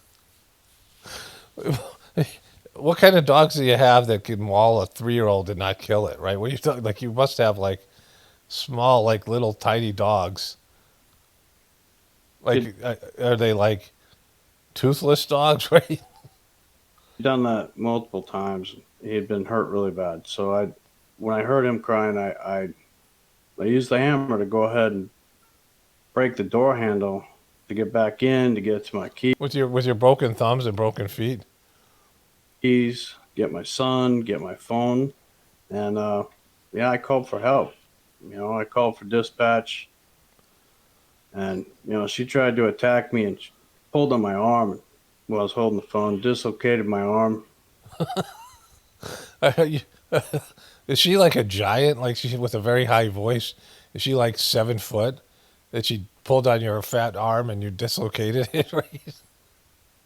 That's actually one of the surgeries. I'm still recovering from getting surgeries. This guy's supposed to be ex-military. I mean, these guys aren't calling bullshit on this whiny stuff, right? Yeah, I called for help. I called into them. And because she's beating the shit out of me, and she's so much stronger than me. She's breaking my thumbs and my feet and my toes, and she's pulling my arm out of its socket and hitting me with it. As I walked outside, trying to just get away from her or drag her towards me so she was not, my son isn't getting hurt. I saw there was already cops there. They were sitting on the corner at DeMoss Road and Van Giesen out there. No, they were on Van Giesen. There were cops there. They were just waiting over there. Benton City, not far from our house. Eating fucking donuts and fucking avoiding domestic disputes. 400 feet from our house, I could see them. And they weren't coming over. They were just sitting out there outside of their cars talking and chatting with each other. But Krosky's the one that insisted on arresting me when I went over to him, trying to get their attention. With my broken feet and broken thumbs, I walked over there with my dislocated arm, my missing arm that she ripped off my arm socket and beat me with. And I said, you guys, my wife's beating the shit out of me over here. Why don't you guys put down your fucking coffee and donuts and help me, bro? And they said they were going to arrest me for domestic violence. And I have lumps on my head. I'm not going to say anything at that point. It's just like, You got to be kidding me. I thought your thumbs were broken. Look, you didn't see broken thumbs, broken feet. Like your story doesn't even hold up here. Like Jesus Christ, she had this guy on her show, and with this fucking bizarre fucking story that he made up. Just like they said initially that if you were against all these people, Candace Owens is being attacked by the French Foreign Legion and the French president and the TPUSGay people and all the, official story and the FBI and the Fed slop. And you don't think they would try to set you up by sending you somebody who's a fucking complete piece of shit and that he's going to embarrass you and then everyone's going to be like, oh, the official story. I mean, compared to this fucking bullshit that they're putting, the Tyler Robinson looks like a legitimate story, right? Like fucking, with Alex Jones now involved, this whole thing. You guys just suck so fucking bad, and anybody buys into this. I mean, it's because the truth community now is just dumb fucks. This is what I've been saying. It's the dumb fucka. It's a dumb fuckathon. This is the dumb fuckville. Alex Jones has had dumb fucks watching him for years. He exposed himself as a piece of shit. His show went south, and he just, all the stuff that he's been involved in. Obviously, claiming that he's in the Illuminati, saying that he was Jewish, right? Like all these things that he said from the, all the stuff that he said, that, saying that the people working for him are going to try to kill him one day and all this stuff. So psychopaths that he works for are going to try to kill him one day, all this stuff. Never criticizing Israel. And then, Candace Owens follows what he does and does the same thing. This is how you get a huge audience of dumb fucks. It's the whole thing that worked with QAnon and it worked with Flat Earth. You put out dumb fuck shit that dumb fucks, want to hear and stuff that the kind of level of comprehension they have, right? So his wife is Lene Snow, and he took her name so that he could cover up all the other convictions and things under his previous names. This is absolutely amazing. You have a man... It's amazing. This Lene Snow. Menacing a woman with a hammer. You have a man... menacing a woman with a hammer. Beating her car. This gay dude, right? You have a man then lying and flipping it all around. A few hours ago, I posted on X that we were going to be releasing this information. And 90% of the comments were the Candace Q people. And they were just like, you're a traitor, you're bad. I showed screenshots of him. They said, big deal, he's beating a car, he's got a hammer, so what? We don't care. The story's still true. It's still true, Alex. And so you got two pieces of shit here, right? I don't know if there's anything more here. It's just... in the town that said Charlie Kirk will be dead when he comes. Then they bragged and said, see, we told you so, and they were his friends. Yeah, let's see right here. He's talking about the trans army. This is what he's giving you as the truth now. Still true. This is absolute on September 16th. And a month later, it came out in the news that indeed that meeting happened with Tulsi Gabbard and the vice president. I stuck my neck out to expose that. I did. I stuck my neck out like I always do. My fucking non-existent neck. My neck out. I stuck it out. I've said I believe there's a cover-up. I've said I believe that Tyler Robinson obviously had help. There were 10 people in the days before in the town that said Charlie Kirk will be dead when he comes. Then they bragged and said, see, we told you so, and they were his friends. They were his transgender friends. These liberals, this liberal army that comes out of nowhere. You got people in the crowd saying, I shot him, and then saying I did it so he could get away. As soon as whoever shot, Tyler Robinson, whoever, they start cheering. They weren't afraid. I believe there's a bigger story here. We've been investigating it. But people say, no, only Candace. Look at that guy cheering right here. The bigger story here. Look at this guy. Making sure, hey, let me get your phone out and video me cheering here. Where's my hammer? Where's my hammer? This is investigating. And then it all hinges on a known con man scammer who has a totally different military record than he said he did, who didn't break all these bones in some military accident. It's all in the record. It's all in the court records. It's all come out. People have done 4, 5, 6 hour shows just to go through this guy's rap sheet and the hearings and the trial. All right. So fucking, this has ended up exactly where I thought it was going to end up. I mean, I didn't know Alex Jones was going to get involved in him doing his bullshit, but of course he is. Candace was stealing his audience. He's trying to become relevant again. Or, this is all part of a plan. Like, that looked fake as fuck. The whole thing looks fake. The guy's a fucking fake. They're just all pieces of shit. All right, let's see if Candace Owens has any kind of response to this. Okay, Thursday, January 1st, 3:08 in the afternoon. I want to edit this video and get it out. Pockets of Future, you aren't verified yet. Get verified like the real Candace O. Stand out and get boosted. Reply reach. Yeah, fuck you guys. I get out of that all the time. They still bring it back. Okay, so as expected, there is 1 hour ago. Never seen a more naked, politically and repulsive attempt on my life than the vultures who circled a dead man, hoping to outright purchase his soul, as though it simply went up for auction. The truth is always enough.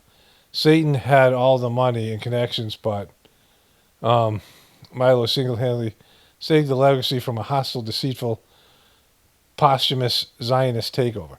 Milo, who said that this guy was secretly gay. Milo, who said this guy told a bunch of rumors about him and college students and getting college boys hooked on drugs and having sex with them. That Charlie Perks started that rumor about Milo.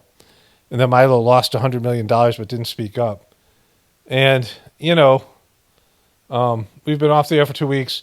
Kind of impressive. We're still top 30 despite the hiatus. We'll be back next week. She's very concerned about her podcast status, right? She's down from number 1 a few weeks ago to 28 and dropping precipitously. Han Shawnity. And so she doesn't have anything about this guy. And it seems like Alex Jones had this guy in the video, that piece of shit. And, well, let me switch over to a voiceover here because it's just better for me to do that. Actually, let me show you a little bit more of her page here. Okay, so this is they're dancing together. They're really stupid dance. Update, Cabot Phillips has responded to my text to clarify matters. Cabot Phillips is the alleged former boyfriend of Erica J. Kirk. And then there's Cameo. And then a bunch more stuff on Cabot Phillips. So she had seemed to have moved on from Cabot Phillips after she posted this thing with Alex Jones. So there's Cabot Phillips. Apparently, people were questioning how he grew a mustache so quickly. But he did a pre-recorded, I don't know what the fuck it is. Who gives a shit, right? And so that went south quickly for her. And she posted this thing with Alex Jones. So ever since this thing with Alex Jones and her has, you know, as much as she's winning against TPUSGay, she's now getting crushed by Alex Jones because of this fucking piece of shit that you know, she decided to make a hero. Let me switch over to a voiceover. Okay, but, you know, just to kind of realize what's happening here. There's a lot of dumb fucks out there that are, you know, they're still caught in this binary situation. They see conflict, and they have to frame it in terms of good guys versus bad guys, or preferable versus more repulsive, right? Something like that. That somehow there's one of these people is better than the other, right? And that usually there's a good guy and a bad guy. And Candace was the good guy, and TPUSGay is the bad guy. And now, you know, Alex Jones is exposing Candace's bullshit, so he must be the good guy. Of course, he's fucking a piece of shit, a known piece of shit, you know, and just a horrible cancer on the truth community, and just all of it. And so these are just a bunch of grifters fighting for whatever bullshit fucking audience share and whatever is up for grab. That's all this is. These people have no fucking, they don't lead anywhere. They don't have anything. You know, Alex Jones now has a picture on his Twitter feed of him with his arm around fucking Tucker Carlson, another CIA piece of shit. And that's all these people are. Like all these popular, you know, successful in terms of view count, in terms of, you know, notoriety, fame in the truth community and everywhere else, alternative media people are just a secondary level of the controlled system. And everyone kind of should know that watches this channel. Most of you guys should already know that. But there's a lot of dumb fucks out there that don't. And so they'll end up turning on Candace, maybe. Who knows what the fuck they'll do. Because sometimes, you know, they're just too locked in. But Candace, you know, and I said this when we first broke the stupid story about this guy, that she shouldn't stake anything on some guy's fucking story. And she used to be a professional journalist. I have a comedy channel, and I don't look for facts. I'm not a fact finder. I'm not trying to break fucking stories. I'm not doing any of that shit. You know, I have unintentionally broken stories. Like I was, you know, the first or one of the first people to call. I mean, I was, you know, I coined phrases of Ketchup Gate and Band-Aid Gate with Trump. There's things I've done over the years that people will bring up that I've forgotten about because it's not my goal. I'm not a fucking reporter. I never had any desire to be a reporter. I'm not an investigator. I'm kind of a slacker. And I don't give a shit about it. And none of this stuff's going to change.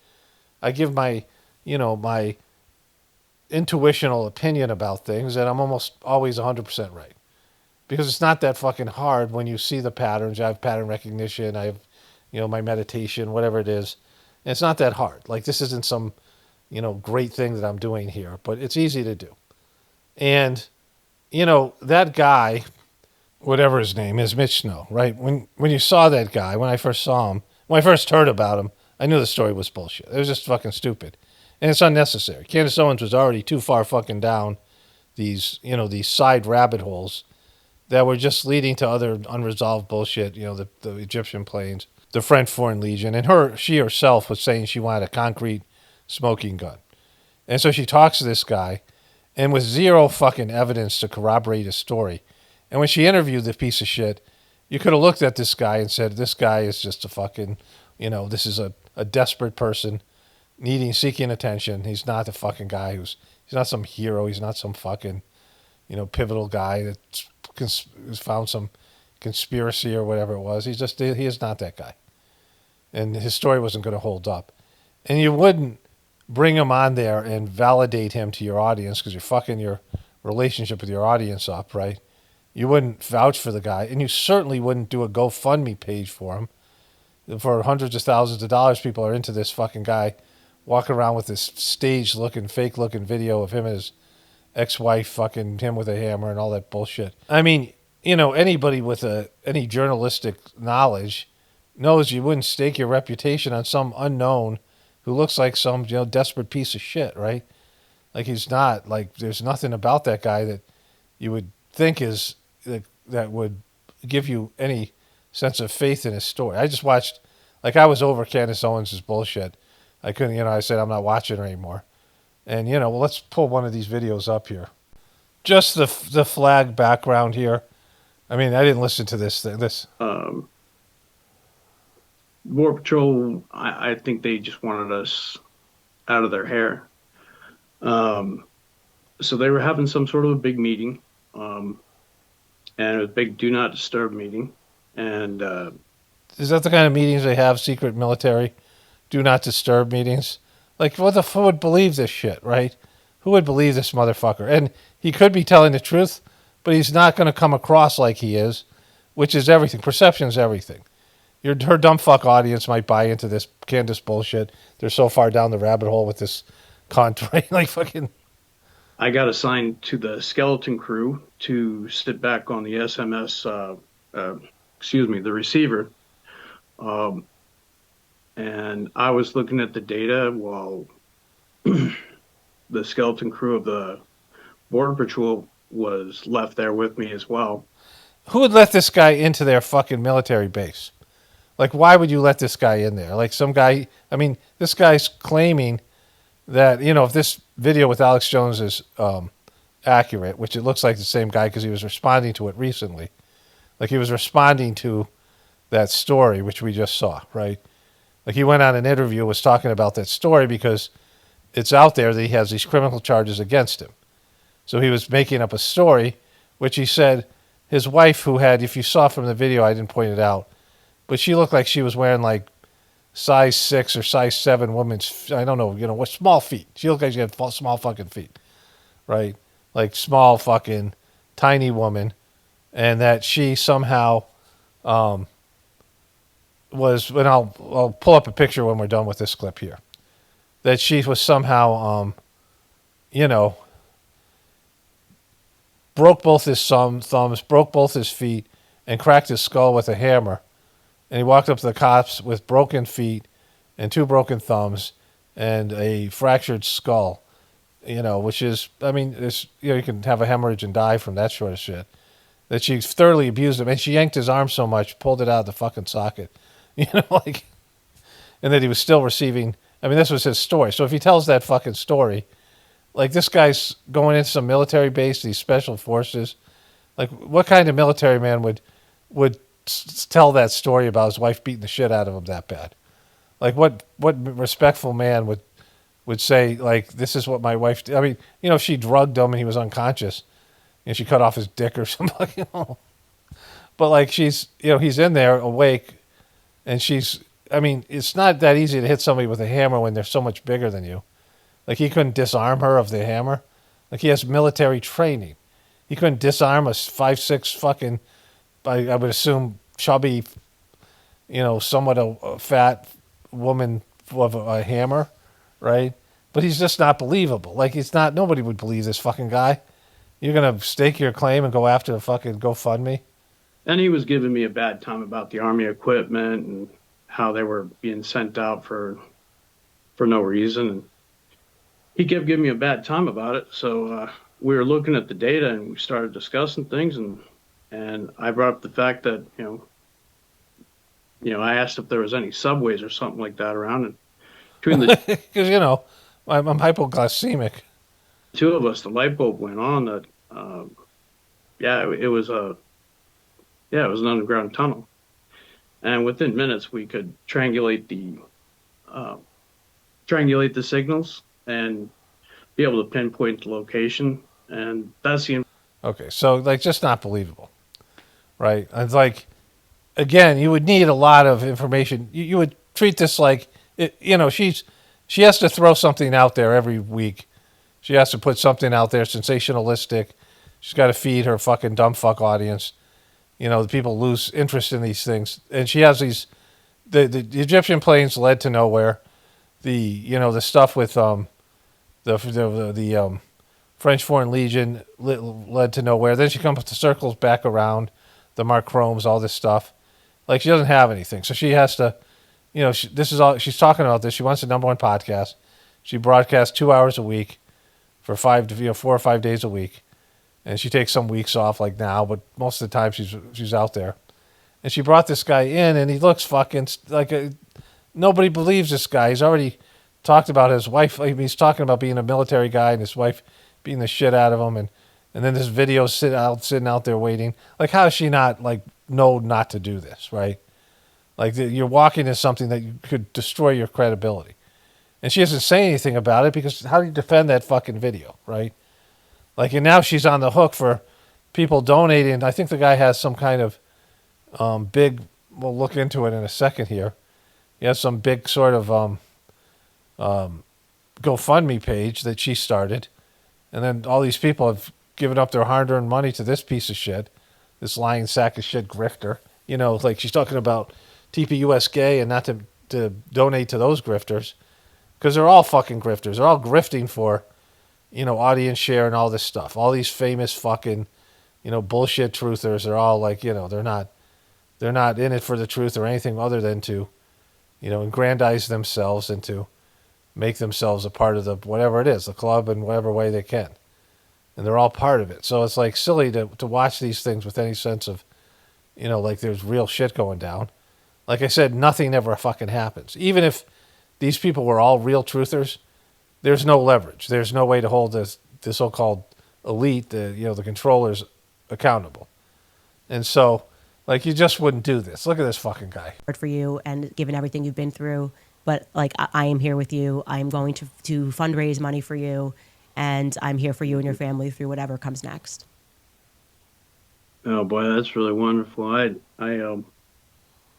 I've told you, thank you. I'd like to see justice. I'd like to see her.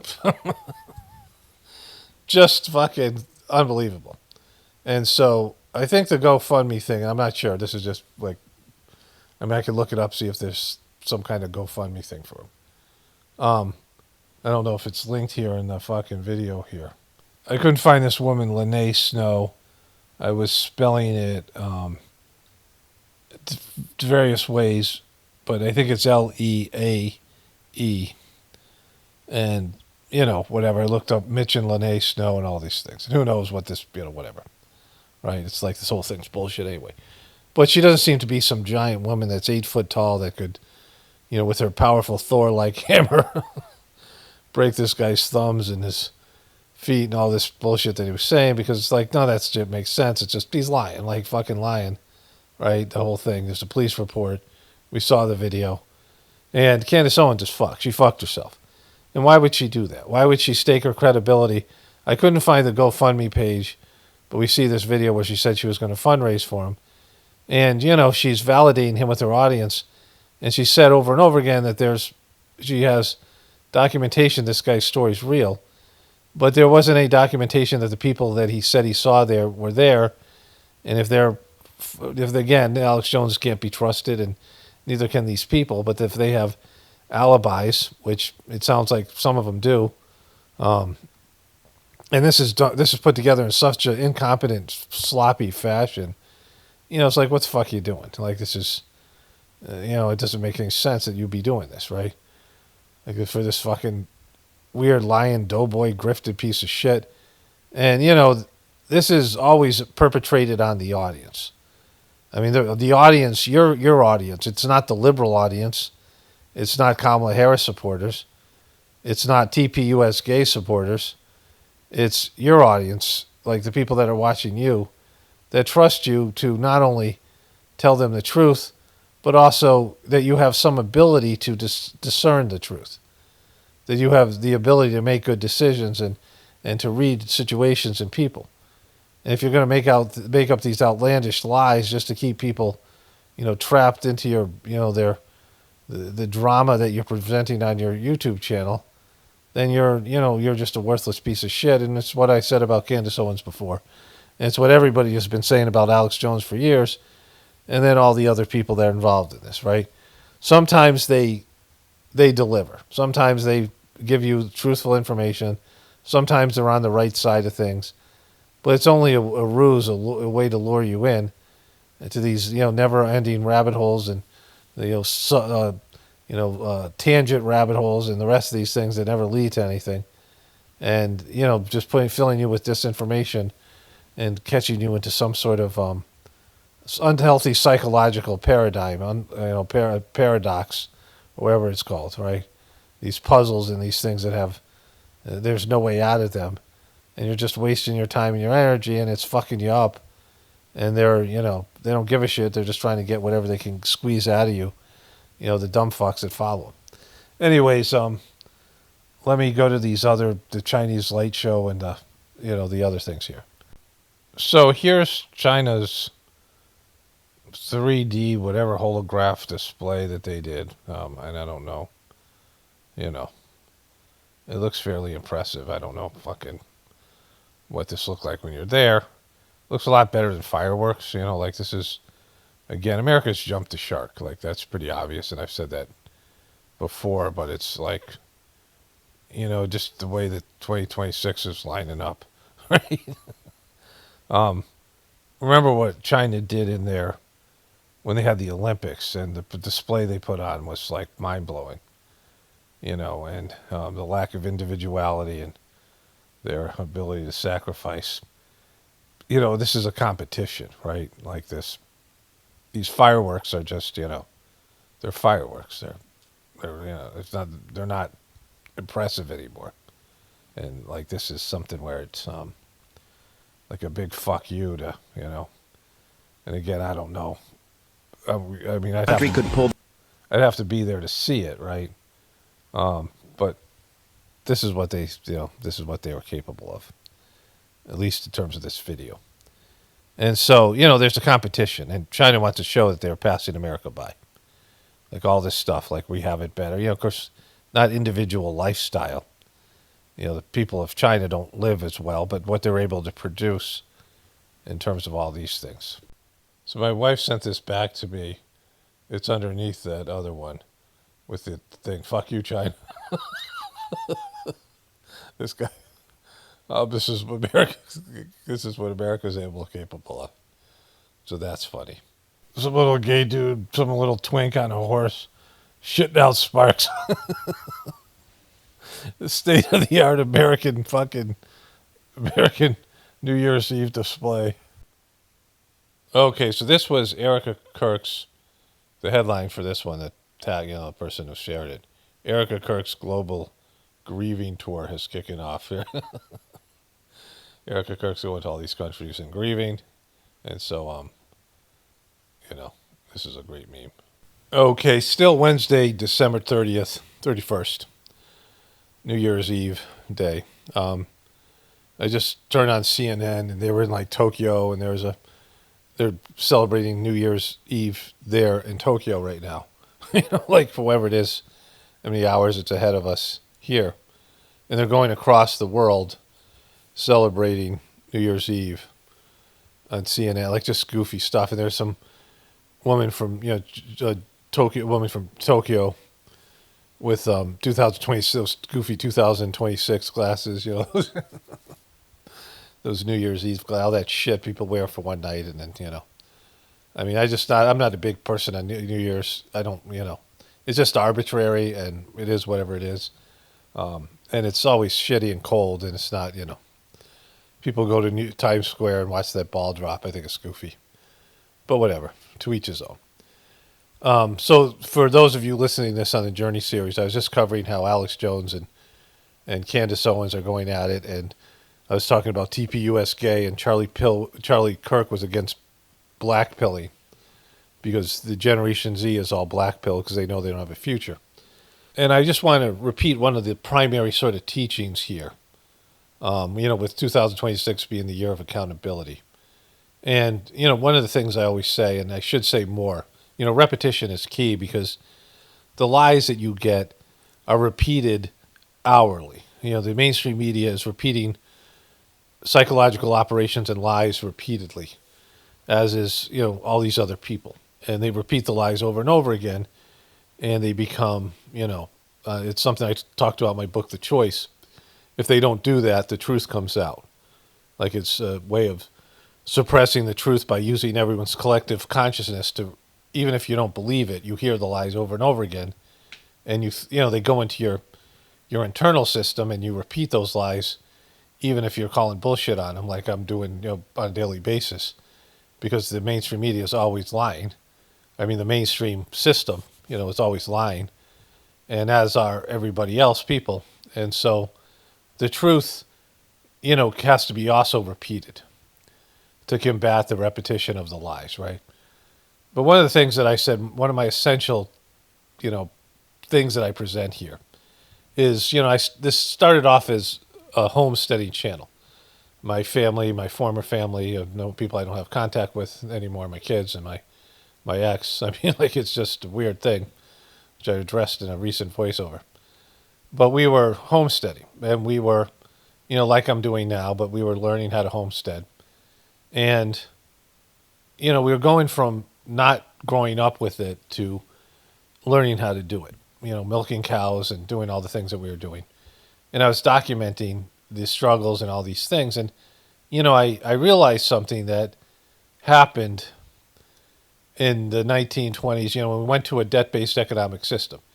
So the majority of people grew food. Like you'll see this in cities across the world and, Aboriginal cultures and, where there's tribes and there's villages, people grow a percentage of their food. And it's getting less and less, but it used to be more and more. People were homesteading, people were gardening, people were hunting, people were doing things to feed themselves. And when we started homesteading, I realized how much skills had been lost in this specialized economy. The third master of the Sajmark system used to talk about specialization and how it was a huge problem because he grew up in, old India. I mean, he was born in 1920 or so, I think. So he grew up in a time in India that was substantially different, right? Probably he was actually born probably 1940. And India was an underdeveloped country that didn't have industrialization like we have here, and people had to grow their own food and had a relationship with the people that grew their food, and things were done locally. And people had multifaceted skills. his skill set. And I realized this when we were homesteading, like how much we had lost by this specialization where you did one specialized job, a cog in the wheel, and that you were paid a wage and then everything else was done for you and you bought everything else. And you didn't need to know where the other stuff come from or how, it was produced. You just had to focus on your one little task, get money, and then just pay for everything else. And there was a time where people were, they had to be convinced to give up their lifestyle and the homestead and the farm. And this was during the Great Depression and other times where they were forced out of it, tribal people and, across the globe and certainly in America, where they had to buy into this new way of living, where they didn't have a community, they didn't have a tribe. The family wasn't as important. You just learned to do a skill and everything else was taken care of for you by other people. And, when you specialize like that, you don't know how to do anything. You're just completely dependent on the system then. You don't have a backup. You can't just go back to living off the grid and living the way your ancestors lived. And now that we're 3 or 4 generations into it, we're fucked because we don't have those skills. And you have to relearn all those skills, live the way that people have lived for almost all of life on planet Earth for human beings. There was, some level of participation in terms of food, in terms of primary labor in their lives, right? So that has all been lost and people aren't aware of it because now it's just, you hear about it and farming is strange. Farming is, odd. Homesteading is odd, like doing those kind of things. Growing your own food, having a garden and things like that. It's, it's abnormal. It's not what people do. And it's looked down on. I grew up, farmers were considered lower level laborers, they were blue collar type of jobs. But farmers were far more evolved and more complete human beings, homesteaders and tribal people, in terms of their skills and ability. And now with technology, we're losing all those skills and abilities, and there's an atrophy there. And so when they went to this debt-based economic situation, this colonization, the bee colony type things, going back to that Begonia movie, right? When they went to a colonized type of situation where, people were used to living in tribal, agrarian, rural situation where they're more access to land. Of course, all food back then was organic, and everyone was healthy, and medicine was herbs, and people were, were just better off physically, mentally, psychologically, and there wasn't Wi-Fi, electromagnetic poisoning, which I'm covering again. This idea of lead. I talk about this in a video on Apocalypse Now channel, where there's this this hoax about lead because lead would have blocked out all the Wi-Fi. These things. I'm not advocating for lead paint, but I'm just saying that's a theory out there. And so all these things that are now a part of our lives that have weakened us, right? And at some point the ship has to be righted. This demonic system has to go down. And some group of people, all of us, and the next couple of generations, I mean, depending on how long you think of generation, the next 100 years, 200 years before something better replaces what we have now, because it's going to be a shitty time, we're the casualties of that decision or that movement to move people away from the farm and the homestead, right?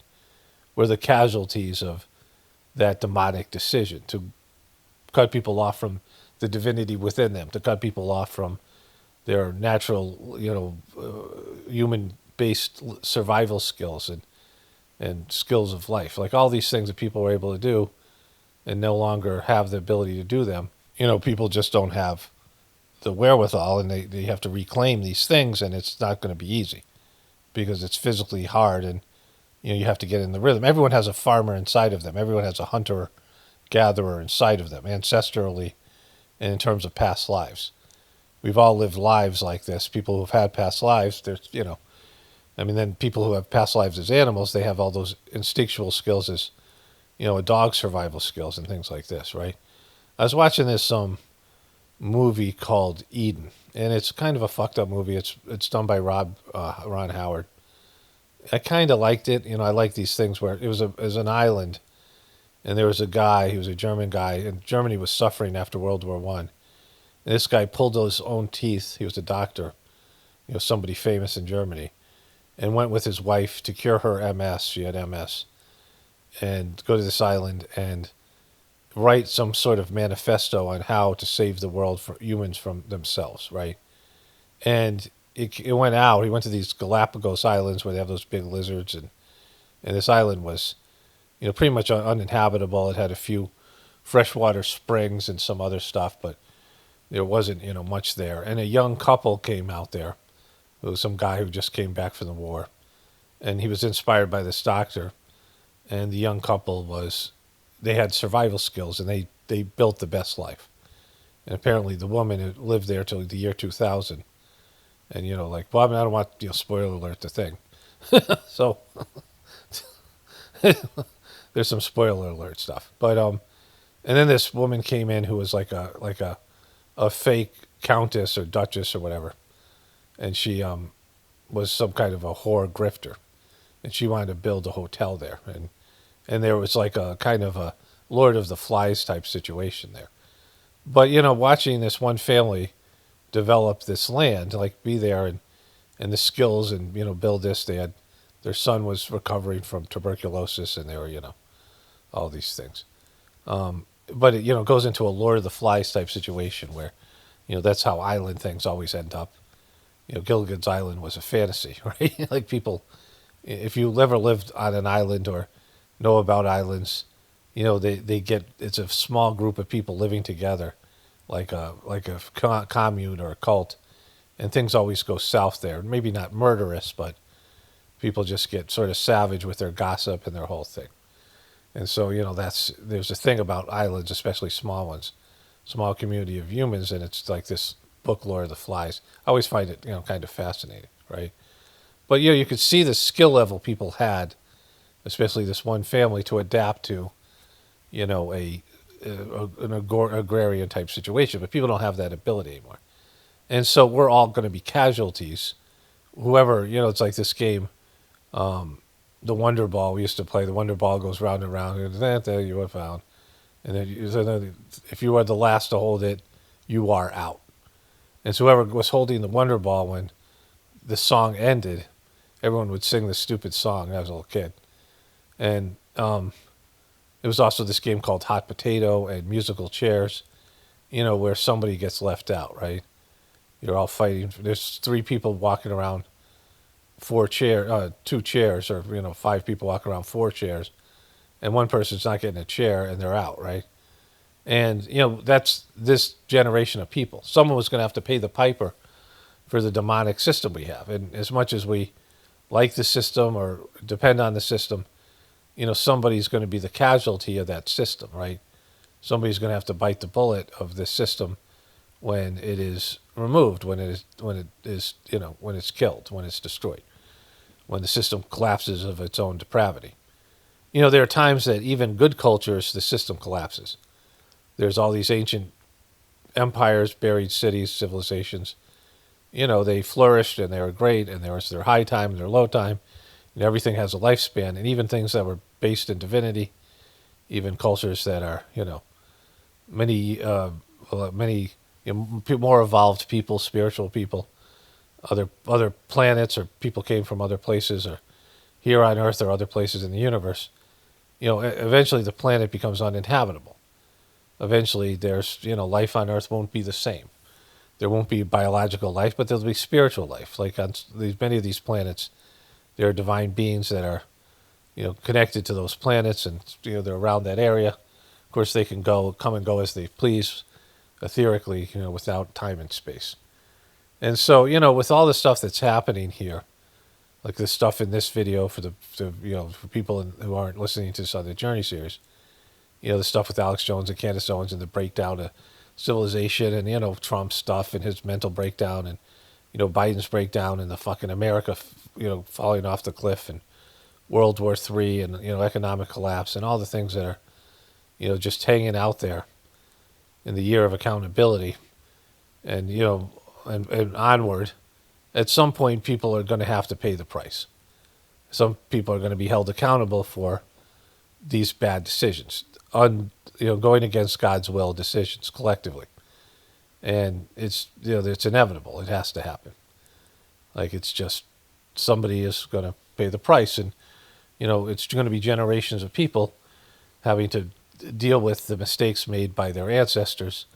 Even, in many cases, people in reincarnating after being a part of that problem and then having to clean up the mess of their previous lives. Anyways, I think I'm going to read some comments tomorrow and then wrap this video up for the day after New Year's Day. Tomorrow's New Year's, so I still got more time to add. This video is going to end up being like 3 fucking hours, but okay. So it's almost dinner time. I'm kind of wiped out, and I was going to get some comments. Someone asked me a comment about how God could not have a mind, and I want to address that maybe towards the beginning of a video or some shit. I don't know, something else. But either way, it's already a long video, so let's wrap this one up here. Only spirituality will save this world. It's paramount, definitely important to the apocalypse and the ascension. Everyone have a blessed day and be grateful.